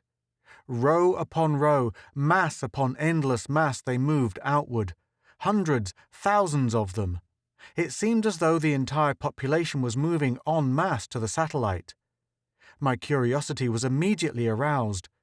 What circumstances or condition would cause a highly civilized race to abandon their planet and flee to the satellite? Perhaps, if I learned, I would not want to alight on that planet. Impatiently, I awaited its return as it moved away from me on its circuit around the sun. The minutes seemed long, but at last it approached again from the opposite direction, and I marveled at the relativity of size and space and time. A year had passed on that planet and satellite, and many things might have transpired since I had last seen them. The satellite swung between the planet and myself, and even from my point of disadvantage I could see that many things had indeed transpired.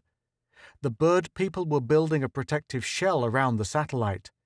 Protection from what? The shell seemed to be of dull grey metal and already covered half the globe.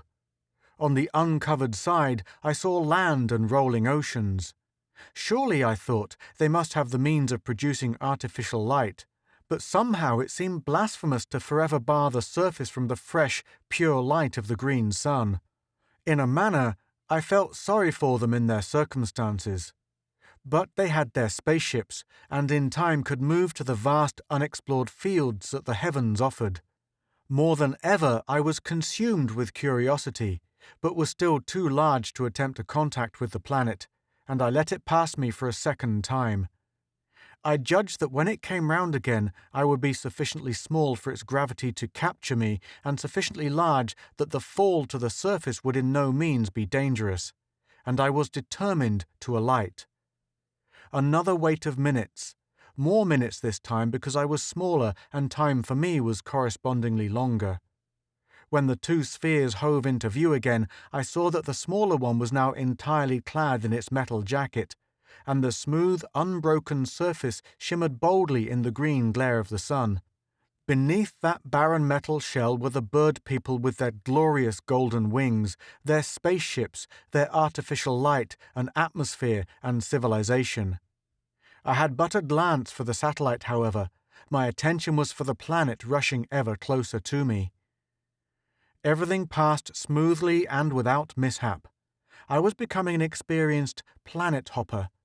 Its gravity caught me in an unrelenting grip, and I let my limbs rush downward first in their long curve to land with a slight jar on solid earth far below. Bending low, I sought to peer into the murky atmosphere and see something of the nature of this world. For a minute, my sight could not pierce the half-gloom, but gradually the surface became visible. First, I followed my tapering limbs to where they had contacted. As nearly as I could ascertain from my height, I was standing in the midst of what seemed to be a huge mass of crushed and twisted metal. Now, I thought to myself, I have done it. I have let myself in for it now. I have wrecked something, some great piece of machinery, it seems, and the inhabitants will not take the matter lightly. Then I thought, the inhabitants? Who? Not the bird people, for they have fled, have barricaded themselves on the satellite. Again I sought to pierce the gloom of the atmosphere, and by slow degrees more details became visible.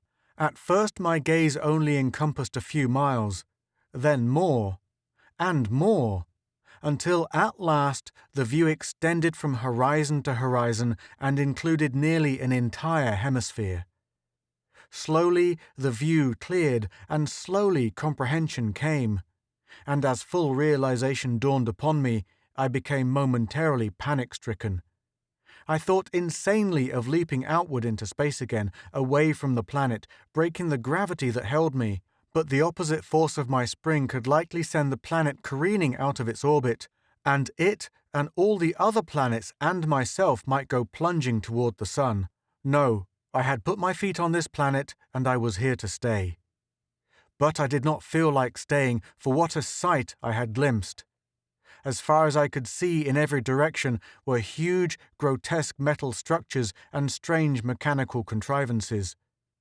The thing that terrified me was that these machines were scurrying about the surface all in apparent confusion, seemed to cover the entire globe, seemed to have a complete civilization of their own, and nowhere was there the slightest evidence of any human occupancy. No controlling force, no intelligence, nothing save the machines, and I could not bring myself to believe that they were possessed of intelligence. Yet, as I descended ever closer to the surface, I could see that there was no confusion at all as it had seemed at first glance, but rather was there a simple, efficient, systematic order of things. Even as I watched, two strange mechanisms strode toward me on great jointed tripods and stopped at my very feet. Long, jointed metal arms, with claw-like fixtures at the ends, reached out with uncanny accuracy and precision and began to clear away the twisted debris around my feet. As I watched them, I admired the efficiency of their construction. No heedless intricacies, no superfluous parts, only the tripods for movement and the arms for clearing. When they had finished, they went away, and other machines came on wheels. The debris was lifted by means of cranes and hauled away. I watched in stupefaction the uncanny activities below and around me. There was no hurry, no rush, but every machine, from the tiniest to the largest, from the simplest to the most complicated, had a certain task to perform, and performed it directly and completely, accurately and precisely. There were machines on wheels, on treads, on tracks, on huge, multi-jointed tripods, winged machines that flew clumsily through the air, and machines of 1,000 other kinds and variations. Endless chains of machines delved deep into the earth to emerge with loads of ore which they deposited to descend again.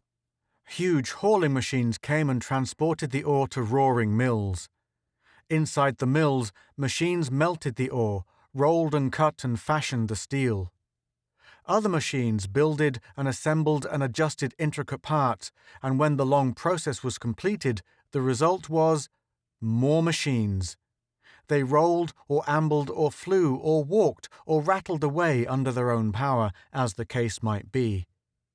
Some went to assist in the building of huge bridges across rivers and ravines. Diggers went to level down forest and obstructing hills, or went away to the mines. Others built adjoining mills and factories. Still others erected strange, complicated towers thousands of feet high, and the purpose of these skeleton skyscrapers I could not determine. Even as I watched, the supporting base of one of them weakened and buckled, and the entire huge edifice careened at a perilous angle. Immediately, a host of tiny machines rushed to the scene. Sharp white flames cut through the metal in a few seconds, and the tower toppled with a thunderous crash to the ground. Again, the white flame machines went to work and cut the metal into removable sections, and hoisters and haulers came and removed them. Within 15 minutes, another building was being erected on the exact spot. Occasionally, something would go wrong. Some worn-out part ceased to function, and a machine would stop in the middle of its task. Then it would be hauled away to repair shops, where it would eventually emerge good as new. I saw 2 of the winged machines collide in midair, and metal rained from the sky. A half-dozen of the tripod clearing machines came from a half-dozen directions, and the metal was raked into huge piles. Then came the cranes and hauling machines. A great vertical wheel with slanting blades on the rim spun swiftly on a shaft that was borne forward on treads. The blades cut through the trees and soil and stone as it bore onward toward the nearby mountains. It slowed down, but did not stop, and at length a straight wide path connected the opposite valley. Behind the wheel came the tripods, clearing the way of all debris, and behind them came machines that laid down long strips of metal, completing the perfect road. Everywhere, small lubricating machines moved about, periodically supplying the others with the necessary oil that ensured smooth movement. Gradually, the region surrounding me was being leveled and cleared, and a vast city was rising, a city of meaningless, towering, ugly metal. A city covering hundreds of miles between the mountains and the sea. A city of machines. Ungainly, lifeless, yet purposeful. For what? What? In the bay, a line of towers rose from the water like fingers pointing at the sky. Beyond the bay and into the open sea they extended. Now the machines were connecting the towers with wide network and spans. A bridge. They were spanning the ocean, connecting the continents, a prodigious engineering feat. If there were not already machines on the other side, there soon would be. No, not soon. The task was gigantic, fraught with failures, almost impossible. Almost? A world of machines could know no almost. Perhaps other machines did occupy the other side, had started the bridge from there, and they would meet in the middle. And for what purpose? A great wide river came out of the mountains and went winding toward the sea. For some reason, a wall was being constructed diagonally across the river and beyond to change its course, for some reason or unreason. Unreason, that was it. Why, I cried aloud in an anguish that was real. Why all of this? What purpose, what meaning, what benefit? A city, a continent, a world, a civilization of machines. Somewhere on this world there must be the one who caused all this, the one intelligence, human or unhuman, who controls it. My time here is limited, but I have time to seek him out. And if I find him, I shall drag him out and feed him to his own machines and put a stop to this diabolism for all time. I strode along the edge of the sea for 500 miles and, rounding a sharp point of land, stopped abruptly. There before me stretched a city, a towering city of smooth white stone and architectural beauty. Spacious parks were dotted with winged colonnades and statues, and the buildings were so designed that everything pointed upward seemed poised for flight. That was one half of the city. The other half was a ruinous heap of shattered white stone, of buildings levelled to the ground by the machines, which were even then intent on reducing the entire city to a like state. As I watched, I saw scores of the flame machines cutting deep into the stone and steel supporting base of one of the tallest buildings. Two of the ponderous air machines, trailing a wide mesh metal network between them, rose clumsily from the ground on the outskirts of the city. Straight at the building they flew, and passed one on each side of it. The metal netting struck, jerked the machines backward, and the tangled mass of them plunged to the ground far below. But the building, already weakened at the base, swayed far forward, then back, hung poised for a long shuddering moment, and then toppled to the ground with a thunderous crash amid a cloud of dust and debris and tangled framework. The flame machines moved on to another building, and on a slope near the outskirts, two more of the air machines waited. Sickened at the purposeless vandalism of it all, I turned inland, and everywhere I strode were the machines, destroying and building, levelling to the ground the deserted cities of the bird people and building up their own meaningless civilization of metal. At last I came to a long range of mountains which towered up against the level of my eyes as I stood before them. In 2 steps, I stood on the top of these mountains and looked out upon a vast plain dotted everywhere with the grotesque machine-made cities. The machines had made good progress.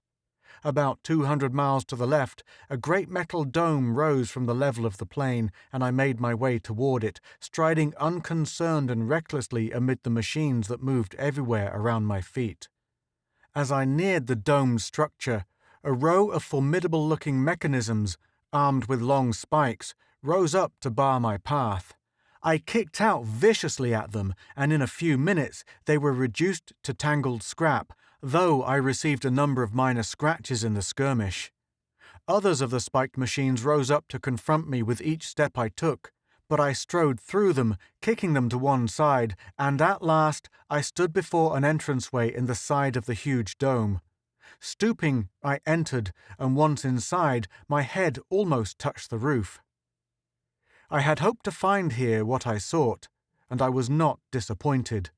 There, in the centre of the single spacious room, was the machine of all machines, the cause of it all, the central force, the ruler, the controlling power of all the diabolism running riot over the face of the planet. It was roughly circular, large and ponderous.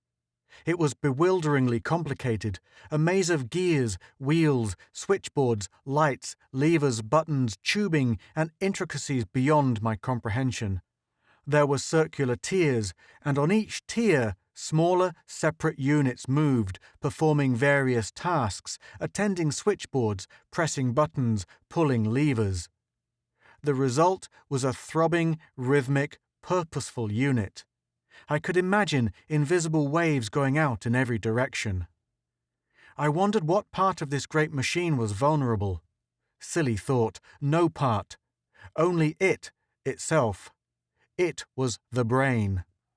The brain, the intelligence. I had searched for it, and I had found it. There it was before me. Well, I was going to smash it. I looked around for some kind of weapon, but finding none, I strode forward, bare-handed. Immediately, a square panel lighted up with a green glow, and I knew that the brain was aware of my intent. I stopped. An odd sensation swept over me, a feeling of hate, of menace.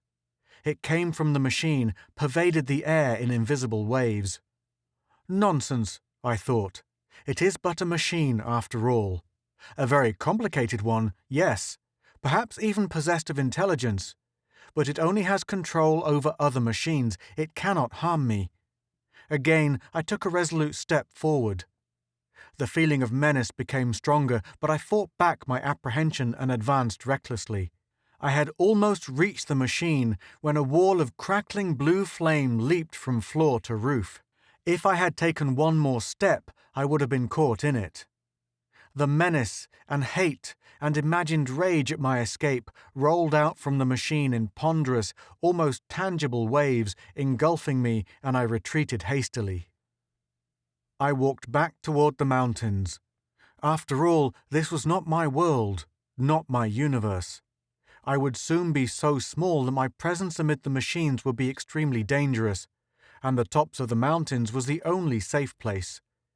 I would have liked to smash the brain and put an end to it all, but anyway, I thought, the bird people were now safe on the satellite, so why not leave this lifeless world to the machines?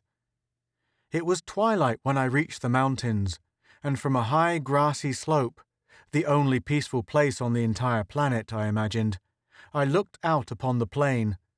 Tiny lights appeared as the machines moved about, carrying on their work, never resting.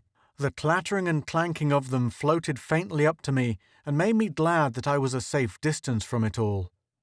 As I stood out toward the dome that housed the brain, I saw what I had failed to see before. A large globe rested there on a framework, and there seemed to be unusual activity around it. A vague apprehension tightened around my brain as I saw machines enter this globe, and I was half prepared for what happened next. The globe rose lightly as a feather, sped upward with increasing speed, out of the atmosphere and into space where, as a tiny speck, it darted and maneuvered with perfect ease. Soon it reappeared, floated gracefully down upon the framework again, and the machines that had mechanically directed its flight disembarked from it. The machines had achieved space travel. My heart sickened with sudden realization of what that meant. They would build others, were already building them. They would go to other worlds, and the nearest one was the satellite, encased in its protective metal shell. But then I thought of the white flame machines that I had seen cut through stone and metal in a few seconds. The bird people would no doubt put up a valiant fight, but as I compared their rocket projectiles against the efficiency of the globe I had just seen, I had little doubt as to the outcome. They would eventually be driven out into space again to seek a new world, and the machines would take over the satellite, running riot as they had done here. They would remain there just as long as the brain so desired, or until there was no more land for conquest. Already this planet was overrun, so they were preparing to leave. The brain, an intricate, intelligent mechanical brain, glorying in its power, drunk with conquest. Where had it originated? The bird people must have been the indirect cause, and no doubt they were beginning to realize the terrible menace they had loosed on the universe. I tried to picture their civilization as it had been long ago before this thing had come about. I pictured a civilization in which machinery played a very important part. I pictured the development of this machinery until the time when it relieved them of many tasks. I imagined how they must have designed their machines with more and more intricacy, more and more finesse, until only a few persons were needed in control. And then the great day would come, the supreme day when mechanical parts would take the place of those few. That must have indeed been a day of triumph. Machines supplying their every necessity, attending to their every want, obeying their every whim at the touch of a button. This must have been utopia achieved. But it had proven to be a bitter utopia. They had gone forward blindly and recklessly to achieve it, and unknowingly they had gone a step too far. Somewhere, amid the machines they supposed they had under their control, they were imbued with a spark of intelligence. One of the machines added unto itself, perhaps secretly, built and evolved itself into a terribly efficient unit of inspired intelligence, and guided by that intelligence, other machines were built and came under its control. The rest must have been a matter of course, revolt and easy victory. So I pictured the evolution of the mechanical brain that even now was directing activities from down there under its metal dome. And the metal shell around the satellite, did not that mean that the bird people were expecting an invasion? Perhaps, after all, this was not the original planet of the bird people. Perhaps space travel was not an innovation among the machines. Perhaps it was on one of the far inner planets near the sun that the bird people had achieved the utopia that proved to be such a terrible nemesis. Perhaps they had moved to the next planet, never dreaming that the machines could follow. But the machines had followed after a number of years, the bird people being always driven outward, the machines always following at leisure in search of new spheres of conquest. And finally, the bird people had fled to this planet, and from it to the satellite, and realizing that in a few years the machines would come again in all their invincibility, they had then ensconced themselves beneath the shell of metal. At any rate, they did not flee to a faraway safe spot in the universe as they could have very easily done. Instead, they stayed, always one sphere ahead of the marauding machines. They must always be planning a means of wiping out the spreading evil they had loosed. It might be that the shell around the satellite was in some way a clever trap, but so thinking, I remembered again the white flame machines and the deadly efficiency of the globe I had seen, and then my hopes faded away. Perhaps someday they would eventually find a way to check the spreading menace, but on the other extreme, the machines might spread out to other solar systems, other galaxies, until someday, a billion years hence, they would occupy every sphere in this universe. Such were my thoughts as I lay prone there upon the grassy slope and looked down into the plain, down upon the ceaseless clatter and the ceaseless moving of lights in the dark. I was very small now. Soon, very soon, I would leave this world. My last impression was of a number of the space globes, barely discernible in the dusk below, and among them, towering up high and round, was one much larger than the others, and I could guess which machine would occupy that globe. And my last thought was a regret that I hadn't made a more determined effort to destroy that malicious mechanism, the brain.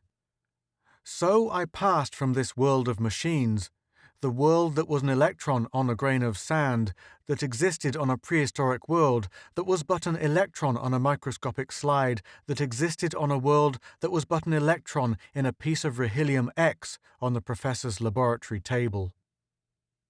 Chapter 8. It is useless to go on.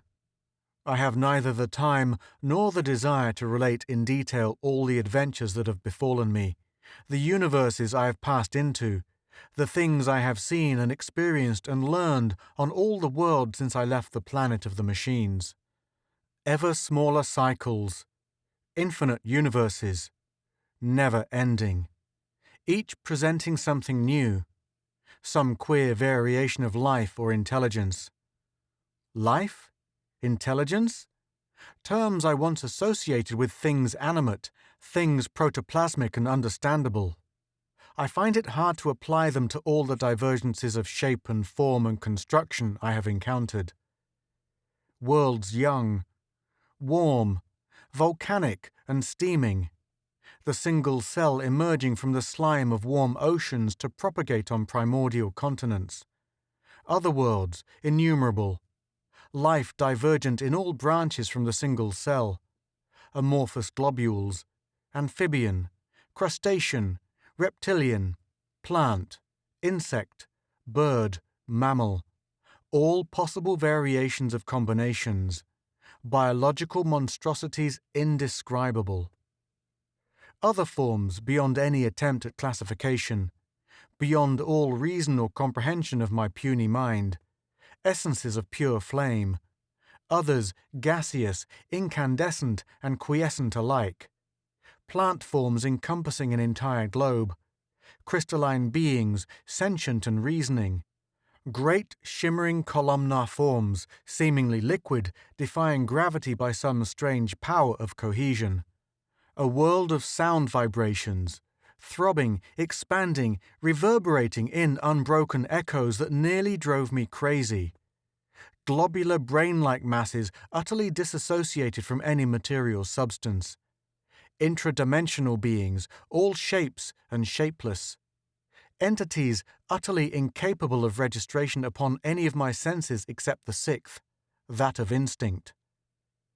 Suns dying, planets cold and dark and airless, last vestiges of once proud races struggling for a few more meagre years of sustenance, great cavities, beds of evaporated seas, small furry animals scurrying to cover at my approach, desolation, ruins crumbling surely into the sands of barren deserts, the last mute evidence of vanished civilizations.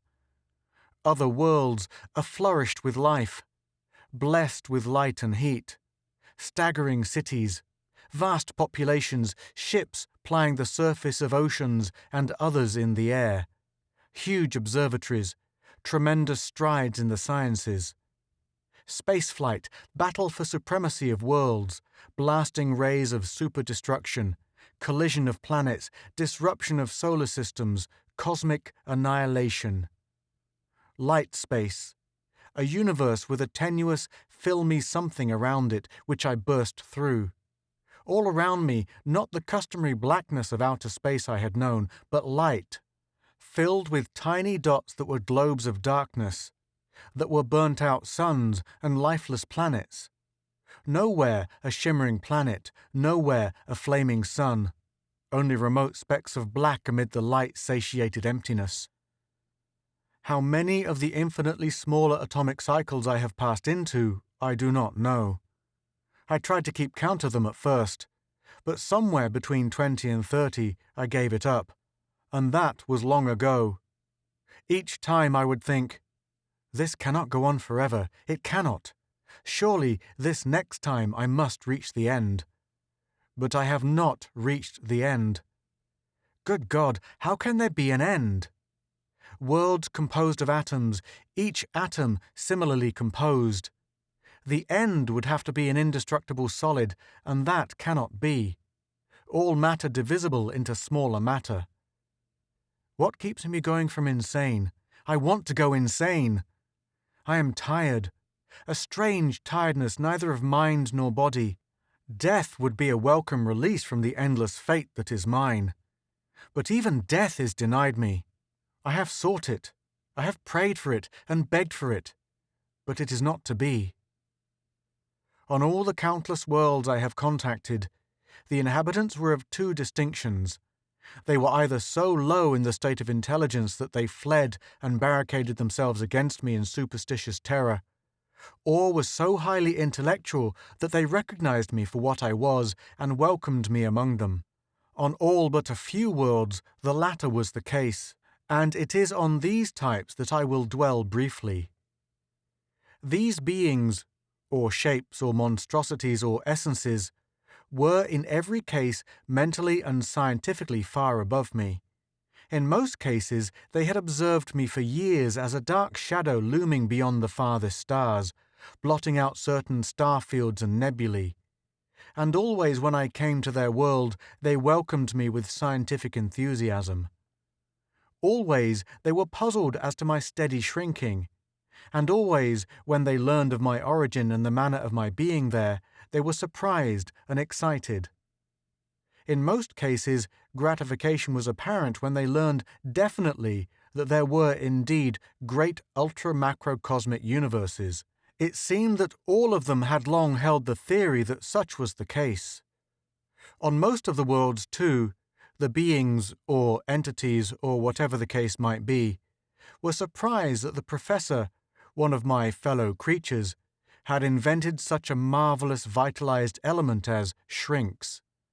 Almost unbelievable was the general consensus of opinion. Scientifically, he must be centuries ahead of the time on his own planet, if we are to judge the majority of the race by this creature here, meaning me.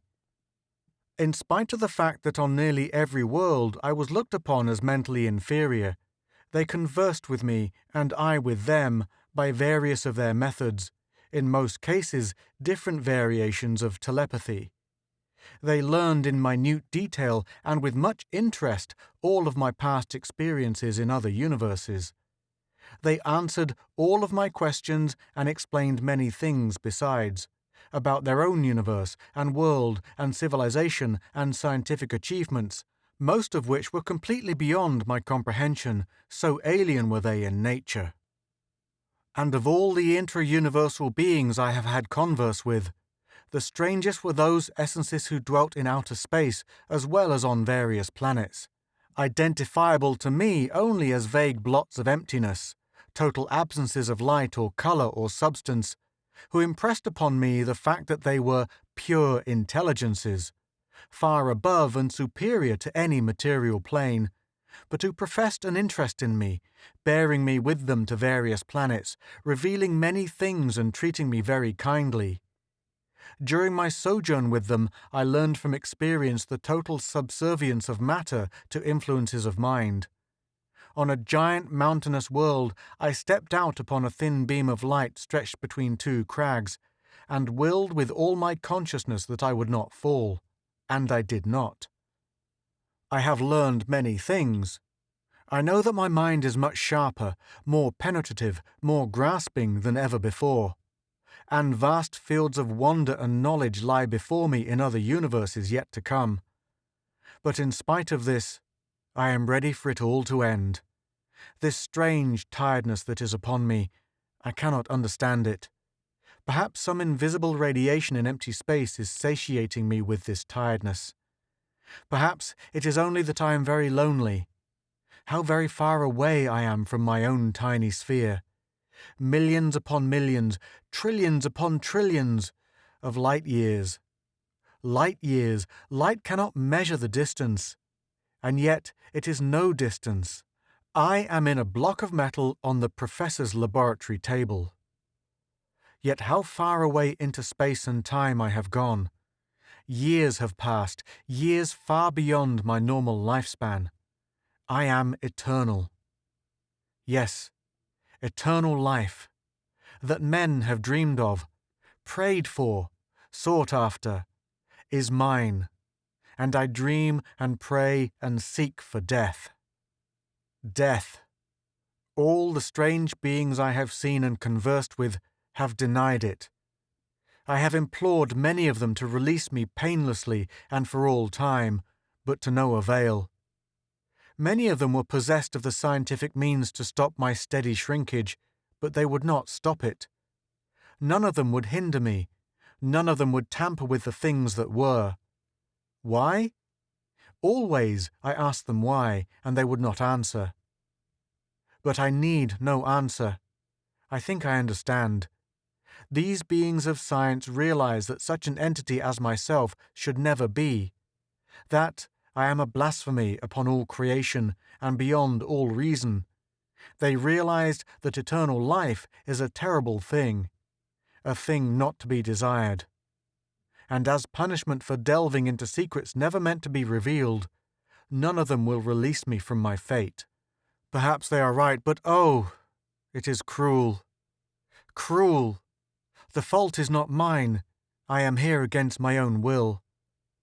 And so I continue ever down, alone and lonely, yearning for others of my kind, always hopeful and always disappointed. So it was that I departed from a certain world of highly intelligent gaseous beings, a world that was, in itself, composed of a highly rarefied substance bordering on nebulosity. So it was that I became even smaller, was lifted up in a whirling, expanding vortex of the dense atmosphere, and entered the universe which it composed. Why I was attracted by that tiny, faraway speck of yellow, I do not know. It was near the centre of the nebula I had entered. There were other suns, far brighter, far more attractive, very much nearer. This minute yellow sun was dwarfed by other suns and sun clusters around it, seemed insignificant and lost among them. And why I was drawn to it so far away, I cannot explain. But mere distance, even space distance, was nothing to me now. I had long since learned from the pure intelligence the secret of propulsion by mind influence, and by this means I propelled myself through space at any desired speed, not exceeding that of light. As my mind was incapable of imagining speed faster than light, I of course could not cause my material body to exceed it. So I neared the yellow sun in a few minutes, and observed that it had 12 planets.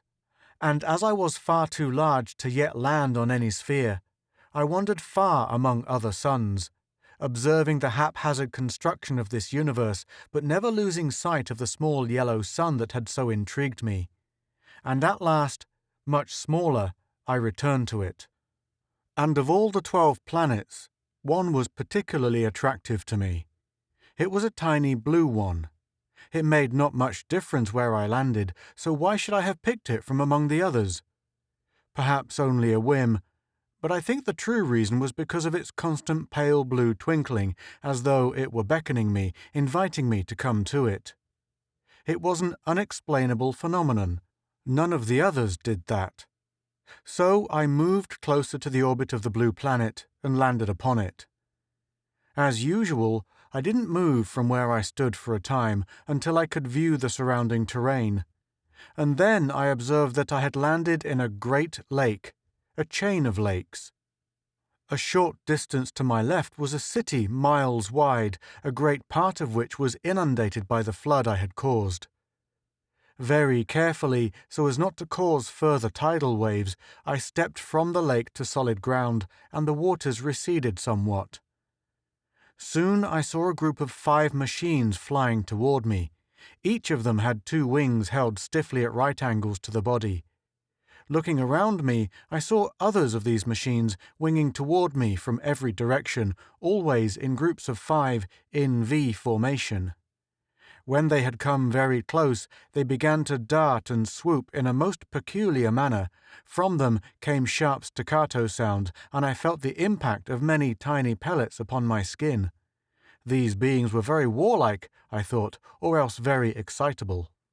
Their bombardment continued for some time, and I began to find it most irritating. These tiny pellets could not harm me seriously, could not even pierce my skin, but the impact of them stung. I could not account for their attack upon me unless it be that they were angry at the flood I had caused by my landing. If that were the case, they were very unreasonable, I thought. Any damage I had done was purely unintentional, and they should realize that. But I was soon to learn that these creatures were very foolish in many of their actions and manners. They were to prove puzzling to me in more ways than one. I waved my arms around, and presently they ceased their futile bombardment, but continued to fly around me. I wished I could see what manner of beings flew these machines. They were continually landing and rising again from a wide level field below. For several hours they buzzed all around while I became steadily smaller. Below me I could now see long ribbons of white that I guessed were roads. Along these roads crawled tiny vehicles, which soon became so numerous that all movement came to a standstill, so congested were they. In the fields a large part of the populace had gathered and was being constantly augmented by others.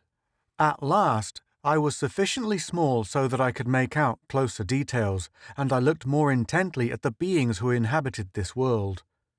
My heart gave a quick leap then, for they somewhat resembled myself in structure. They were 4-limbed and stood erect, their method of locomoting consisting of short, jerky hops, very different from the smooth gliding movement of my own race.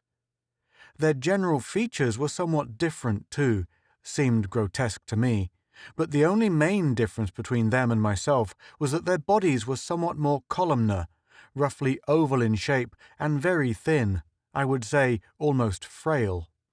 Among the thousands gathered there were perhaps a score who seemed in authority.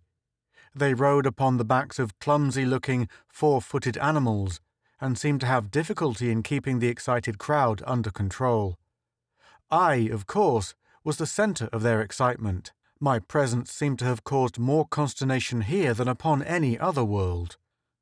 Eventually, a way was made through the crowd, and one of the ponderous four-wheeled vehicles was brought along the road opposite to where I stood. I supposed they wanted me to enter the rough, box-like affair, so I did so, and was hauled, with many bumps and jolts, over the rough road toward the city I had seen to the left. I could have rebelled at this barbarous treatment, but I reflected that I was still very large, and this was probably the only way they had of transporting me to wherever I was going. It had become quite dark, and the city was aglow with thousands of lights. I was taken into a certain building, and at once many important-looking persons came to observe me.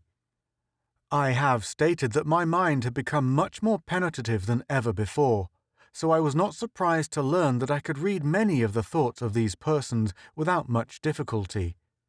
I learned that these were scientists who had come here from other immediate cities as quickly as possible, most of them in the winged machines which they called planes, when they had learned of my landing here. For many months they had been certain that I would land. They had observed me through their telescopes, and their period of waiting had been a speculative one. And I could now see that they were greatly puzzled, filled with much wonderment, and no more enlightened about me than they had been possessed of before. Though still very large, I was becoming surely smaller, and it was this aspect that puzzled them most, just as it had on all the other worlds. Secondly in their speculations was the matter of where I had come from. Many were the theories that passed among them. Certain they were that I had come a far distance. Uranus, Neptune, Pluto? I learned that these were the names of the outmost planets of this system. No, they decided, I must have come a much farther distance than that, perhaps from another far-away galaxy of this universe. Their minds were staggered at that thought, yet how very far away they were from the truth. They addressed me in their own language and seemed to realize that it was futile. Although I understood everything they said and everything that was in their minds, they could not know that I did, for I could not answer them. Their minds seemed utterly closed to all my attempts at thought communication, so I gave it up. They conversed then among themselves, and I could read the hopelessness in their minds. I could see, too, as they discussed me, that they looked upon me as being abhorrent, a monstrosity. And as I searched the recesses of their minds, I found many things. I found that it was the inherent instinct of this race to look upon all unnatural occurrences and phenomena with suspicion and disbelief and prejudiced mind. I found that they had great pride for their accomplishments in the way of scientific and inventive progress. Their astronomers had delved a short distance into outer space, but considered it a very great distance, and having failed to find signs of intelligent life upon any immediate sphere, they leaped blindly and fondly to the conclusion that their own species of life was the dominant one in this solar system and perhaps, it was a reluctant perhaps, in the entire universe. Their conception of a universe was a puny one. True, at the present time there was extant a theory of an expanding universe, and in that theory at least they were correct, I knew, remembering the former world I had left, the swirling, expanding wisp of gaseous atmosphere of which this tiny blue sphere was an electron. Yes, their expanding universe theory was indeed correct, but very few of their thinkers went beyond their own immediate universe, went deeply enough to even remotely glimpse the vast truth. They had vast cities, yes. I had seen many of them from my height as I towered above their world. A great civilization, I had thought then. But now I know that great cities do not make great civilizations. I am disappointed at what I have found here, and cannot even understand why I should be disappointed. For this blue sphere is nothing to me, and soon I will be gone on my eternal journey downward. Many things I read in these scientists' minds, things clear and concise, things dim and remote, but they would never know. And then in the mind of one of the persons, I read an idea. He went away and returned shortly with an apparatus consisting of wires, a headphone, and a flat revolving disc. He spoke into an instrument, a sort of amplifier. Then, a few minutes later, he touched a sharp-pointed instrument to the rotating disc, and I heard the identical sounds reproduced which he had spoken. A very crude method, but effective in a certain way. They wanted to register my speech so that they would have at least something to work on when I had gone. I tried to speak some of my old language into the instrument. I had thought I was beyond all surprises, but I was surprised at what happened. For nothing happened. I could not speak, neither in the old familiar language I had known so long ago, nor in any kind of sound. I had communicated so entirely by thought transference on so many of the other worlds that now my power of vocal utterance was gone. They were disappointed. I was not sorry, for they could not have deciphered any language so utterly alien as mine was. Then they resorted to the mathematics by which this universe and all universes are controlled, into which mathematical mould the eternal All was cast at the beginning and has moved errorlessly since. They produced a great chart which showed the conglomerated masses of this and other galaxies. Then, upon a black panel set in the wall, was drawn a circle, understandable in any universe, and around it 10 smaller circles.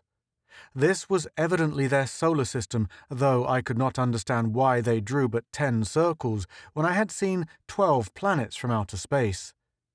Then a tiny spot was designated on the chart, the position of this system in its particular galaxy. Then they handed the chart to me. It was useless, utterly impossible. How could I ever indicate my own universe, much less my galaxy and solar system, by such puny methods as these? How could I make them know that my own universe and planet were so infinitely large in the scheme of things that theirs were practically non-existent? How could I make them know that their universe was not outside my own, but on my planet, superimposed in a block of metal on a laboratory table, in a grain of sand, in the atoms of glass in a microscopic slide, in a drop of water, in a blade of grass, in a bit of cold flame, in 1,000 other variations of elements and substances, all of which I had passed down into and beyond, and finally in a wisp of gas that was the cause of their expanding universe. Even could I have conversed with them in their own language, I could not have made them grasp the vastness of all those substances existing on worlds, each of which was but an electron of an atom in one of trillions upon trillions of molecules of an infinitely larger world. Such a conception would have shattered their minds. It was very evident that they would never be able to establish communication with me even remotely, nor I with them. And I was becoming very impatient. I wanted to be out of the stifling building, out under the night sky, free and unhampered in the vast space which was my abode. Upon seeing that I made no move to indicate on the chart which part of their puny universe I came from, the scientists around me again conversed among themselves, and this time I was amazed at the trend of their thoughts.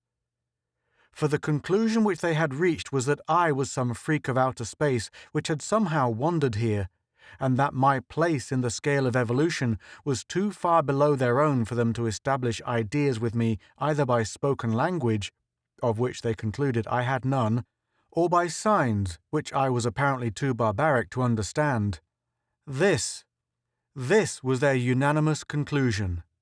This because I had not uttered any language for them to record, and because the chart of their universe was utterly insignificant to me. Never did it occur to them that the opposite might be true, that I might converse with them but for the fact that their minds were too weak to register my thoughts. Disgust was my reaction to these short-sighted conclusions of their unimaginable minds. Disgust which gave way to an old emotion, that of anger. And as that one impulsive, rising burst of anger flooded my mind, a strange thing happened. Every one of the scientists before me dropped to the floor in a state of unconsciousness. My mind had indeed become much more penetrative than before. No doubt my surge of anger had sent out intangible waves which had struck upon their centres of consciousness with sufficient force to render them insensible. I was glad to be done with them. I left the four walls of the building, emerged into the glorious expansive night under the stars, and set out along the street in a direction that I believed would lead me away from the city. I wanted to get away from it, away from this world and the people who inhabited it. As I advanced along the street, all who saw me recognized me at once, and most of them fled unreasonably for safety. A group of persons in one of the vehicles tried to bar my progress, but I exercised my power of anger upon them. They drooped senselessly, and their vehicle crashed into a building and was demolished. In a few minutes, the city was behind me, and I was striding down one of the roads, destination unknown. Nor did it matter, except that now I was free and alone as it should be. I had but a few more hours on this world. And then it was that the feeling came upon me again, the strange feeling that I had experienced twice before. Once when I had selected the tiny orange sun from among the millions of others, and again when I had chosen this tiny blue planet. Now I felt it for the third time, more strongly than ever, and now I knew that this feeling had some very definite purpose for being. It was as though something, some power beyond question, drew me irresistibly to it. I could not resist, nor did I want to. This time it was very strong and very near. Peering into the darkness along the road, I saw a light some distance ahead and to the left, and I knew that I must go to that light. When I had come nearer, I could see that it emanated from a house set far back in a grove of trees, and I approached it without hesitation. The night was warm, and a pair of double windows opened upon a well-lighted room. In this room was a man. I stepped inside and stood motionless, not yet knowing why I should have been drawn there. The man's back was toward me. He was seated before a square dialed instrument and seemed to be listening intently to some report coming from it. The sounds from the box were unintelligible to me, so I turned my attention to reading the man's mind as he listened, and was not surprised to learn that the reports concerned myself. Casualties somewhat exaggerated, though the property damage has reached millions of dollars, came the news from the box. Cleveland was, of course, hardest hit, though not unexpectedly. Astronomical computators have estimated with fair accuracy the radius of danger. The creature landed in Lake Erie, only a few miles east of the city. At the contact, the waters rose over the breakwater with a rush and inundated nearly one-third of the city before receding, and it was well that the greater part of the populace had heeded the advance warnings and fled.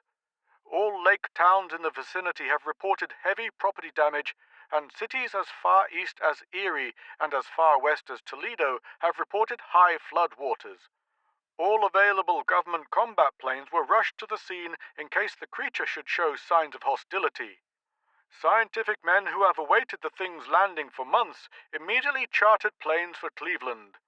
Despite the elaborate cordons of police and militiamen, the crowds broke through and entered the area, and within an hour after the landing, roads in every direction were congested with traffic.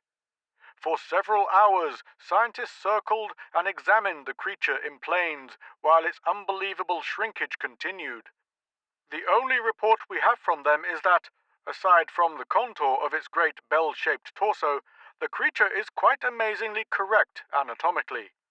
An unofficial statement from Dr. Hilton U. Cogsworthy of the Allegheny Biological Society is to the effect that such a creature isn't, that it cannot possibly exist, that the whole thing is the result of some kind of mass hypnotism on a gigantic scale, this of course in lieu of some reasonable explanation.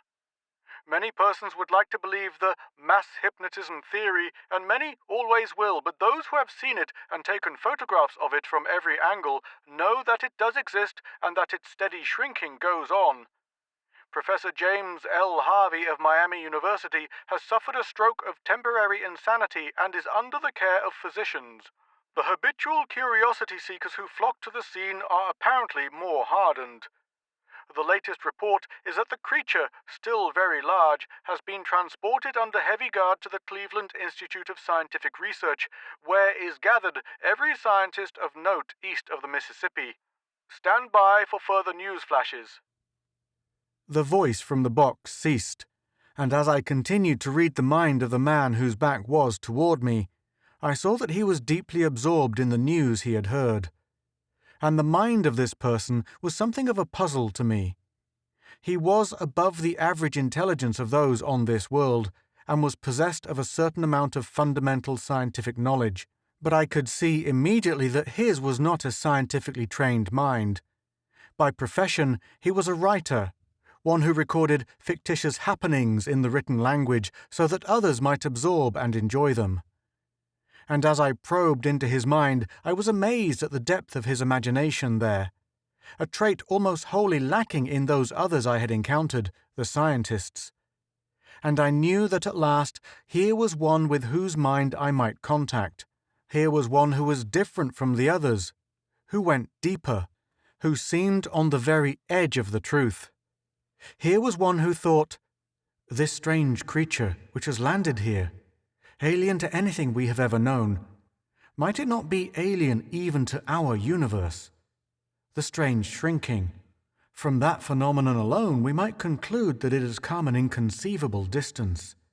Its shrinking may have begun hundreds, thousands of years ago, and if we could but communicate with it before it passes from Earth forever, what strange things might it not tell us?" The voice came from the box again, interrupting these thoughts in his mind. Attention! Flash! The report comes that the alien space creature, which was taken to the Scientific Research Institute for observation by scientists, has escaped after projecting a kind of invisible mind force which rendered unconscious all those within reach. The creature was reported seen by a number of persons after it left the building. A police squad car was wrecked as a direct result of the creature's mind force, and 3 policemen were injured, none seriously. It was last seen leaving the city by the northeast, and all persons are ordered to be on the lookout and to report immediately if it is sighted.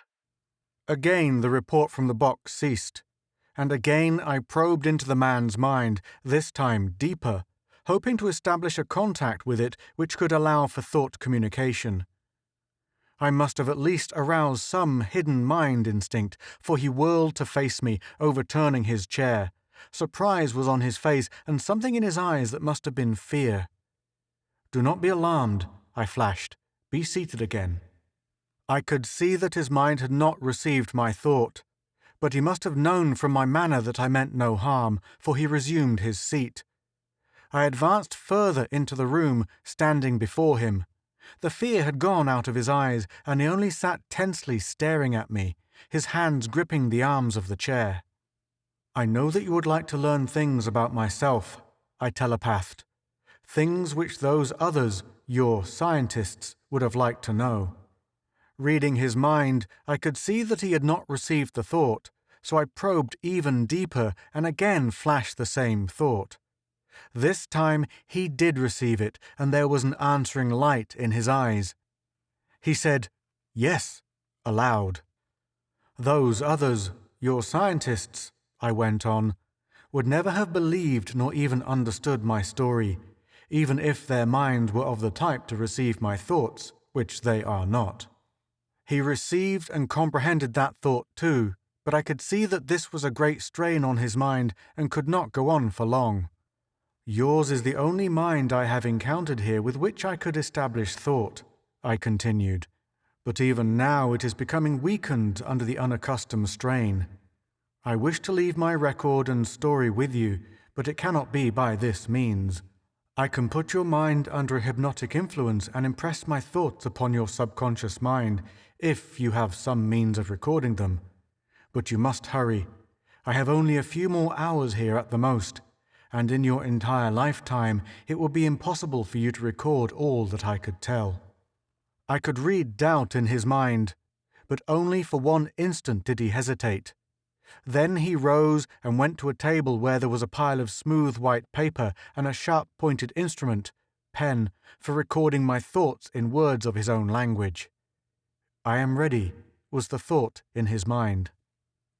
So I have told my story. Why? I do not know, except that I wanted to.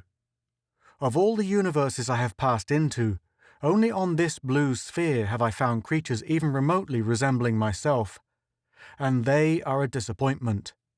And now I know that I shall never find others of my kind. Never, unless... I have a theory. Where is the beginning or the end of the eternal all I have been traversing? Suppose there is none. Suppose that, after traversing a few more atomic cycles, I should enter a universe which seems somehow familiar to me, and that I should enter a certain familiar galaxy, and approach a certain sun, a certain planet, and find that I was back where I started from so long ago, back on my own planet, where I should find the professor in the laboratory still receiving my sound and sight impressions. An insane theory, an impossible one. It shall never be. Well, then, suppose that after leaving this sphere, after descending into another atomic universe, I should choose not to alight on any planet.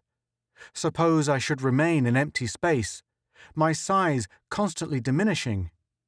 That would be one way of ending it all, I suppose. Or would it? Is not my body matter, and is not matter infinite, limitless, eternal? How then could I ever reach a nothingness? It is hopeless. I am eternal. My mind, too, must be eternal, or it would surely have snapped long ago at such concepts. I am so very small that my mind is losing contact with the mind of him who sits here before me, writing these thoughts in words of his own language, though his mind is under the hypnotic spell of my own, and he is oblivious to the words he writes. I have clambered upon the top of the table beside the pile of pages he has written, to bring my mind closer to his. But why should I want to continue the thought contact for another instant? My story is finished. There is nothing more to tell. I shall never find others of my kind. I am alone. I think that soon, in some manner, I shall try to put an end to it. I am very small now. The hypnosis is passing from his mind. I can no longer control it. The thought contact is slipping. Epilogue. National Press Radio Service, September 29th, 1937, through Cleveland Daily Clarion. Exactly 1 year ago today was a day never to be forgotten in the history of this planet.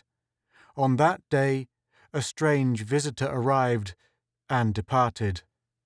On September 29th, 1936, at 3:31 p.m., that thing from outer space known henceforth only as the Alien landed in Lake Erie near Cleveland, causing not so much destruction and terror as great bewilderment and awe, scientists being baffled in their attempts to determine whence it came and the secret of its strange, steady shrinking. Now, on the anniversary of that memorable day, we are presenting to the public a most unusual and interesting document purported to be a true account and history of that strange being, the Alien. This document was presented to us only a few days ago by Stanton Cobb Lentz, renowned author of The Answer to the Ages and other serious books, as well as of scores of short stories and books of the widely popular type of literature known as science fiction. You have read the above document. While our opinion as to its authenticity is frankly skeptical, we shall print Mr. Lentz's comment and let you, the reader, judge for yourself whether the story was related to Mr. Lentz by the Alien in the manner described, or whether it is only a product of Mr. Lentz's most fertile imagination. On the afternoon of September 29th a year ago, states Mr. Lentz, I fled the city, as did many others, heeding the warning of a possible tidal wave should the Alien land in the lake. Thousands of persons had gathered 5 or 6 miles to the south, and from there we watched the huge shape overhead, so expansive that it blotted out the sunlight and plunged that section of the country into a partial eclipse. It seemed to draw nearer by slow degrees until, about 3:30 o'clock, it began its downward rush. The sound of contact as it struck the lake was audible for miles, but it was not until later that we learned the extent of the flood. After the landing, all was confusion and excitement as combat planes arrived and very foolishly began to bombard the creature, and crowds began to advance upon the scene.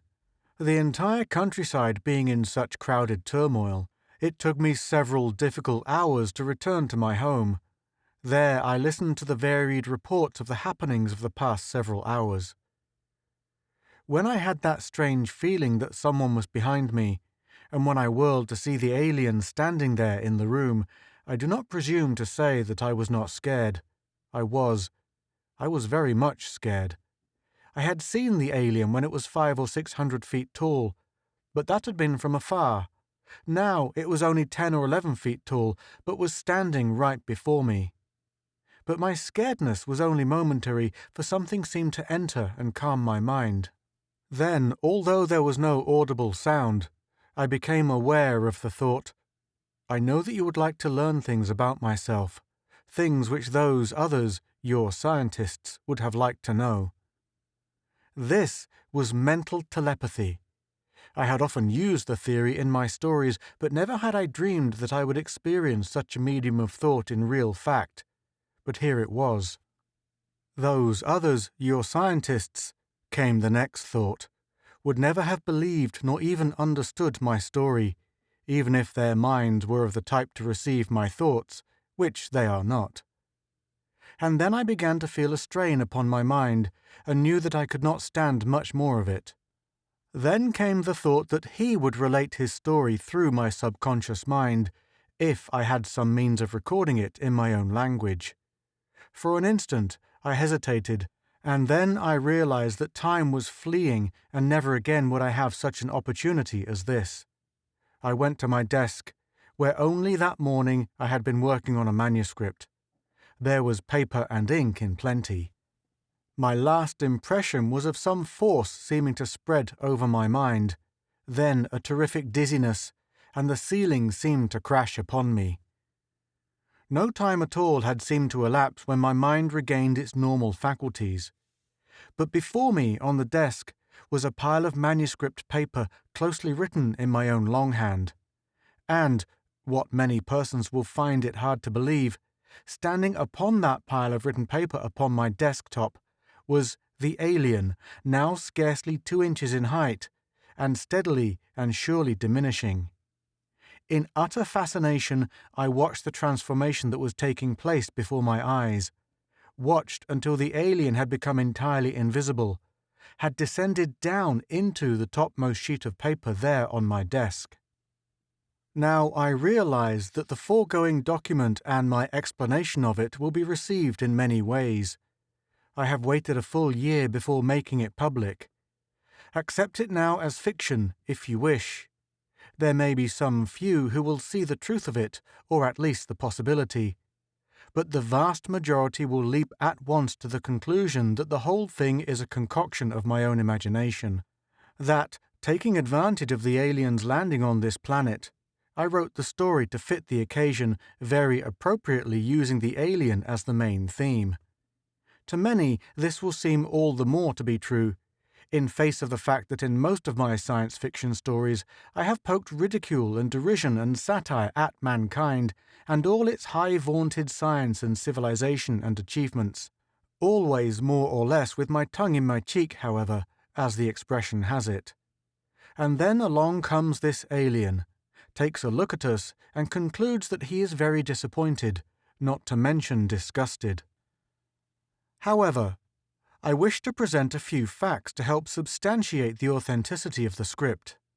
Firstly, for some time after awakening from my hypnosis, I was beset by a curious dizziness, though my mind was quite clear.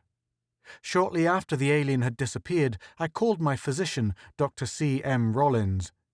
After an examination and a few mental tests, he was greatly puzzled. He could not diagnose my case. My dizziness was the after effect of a hypnosis of a type he had never before encountered.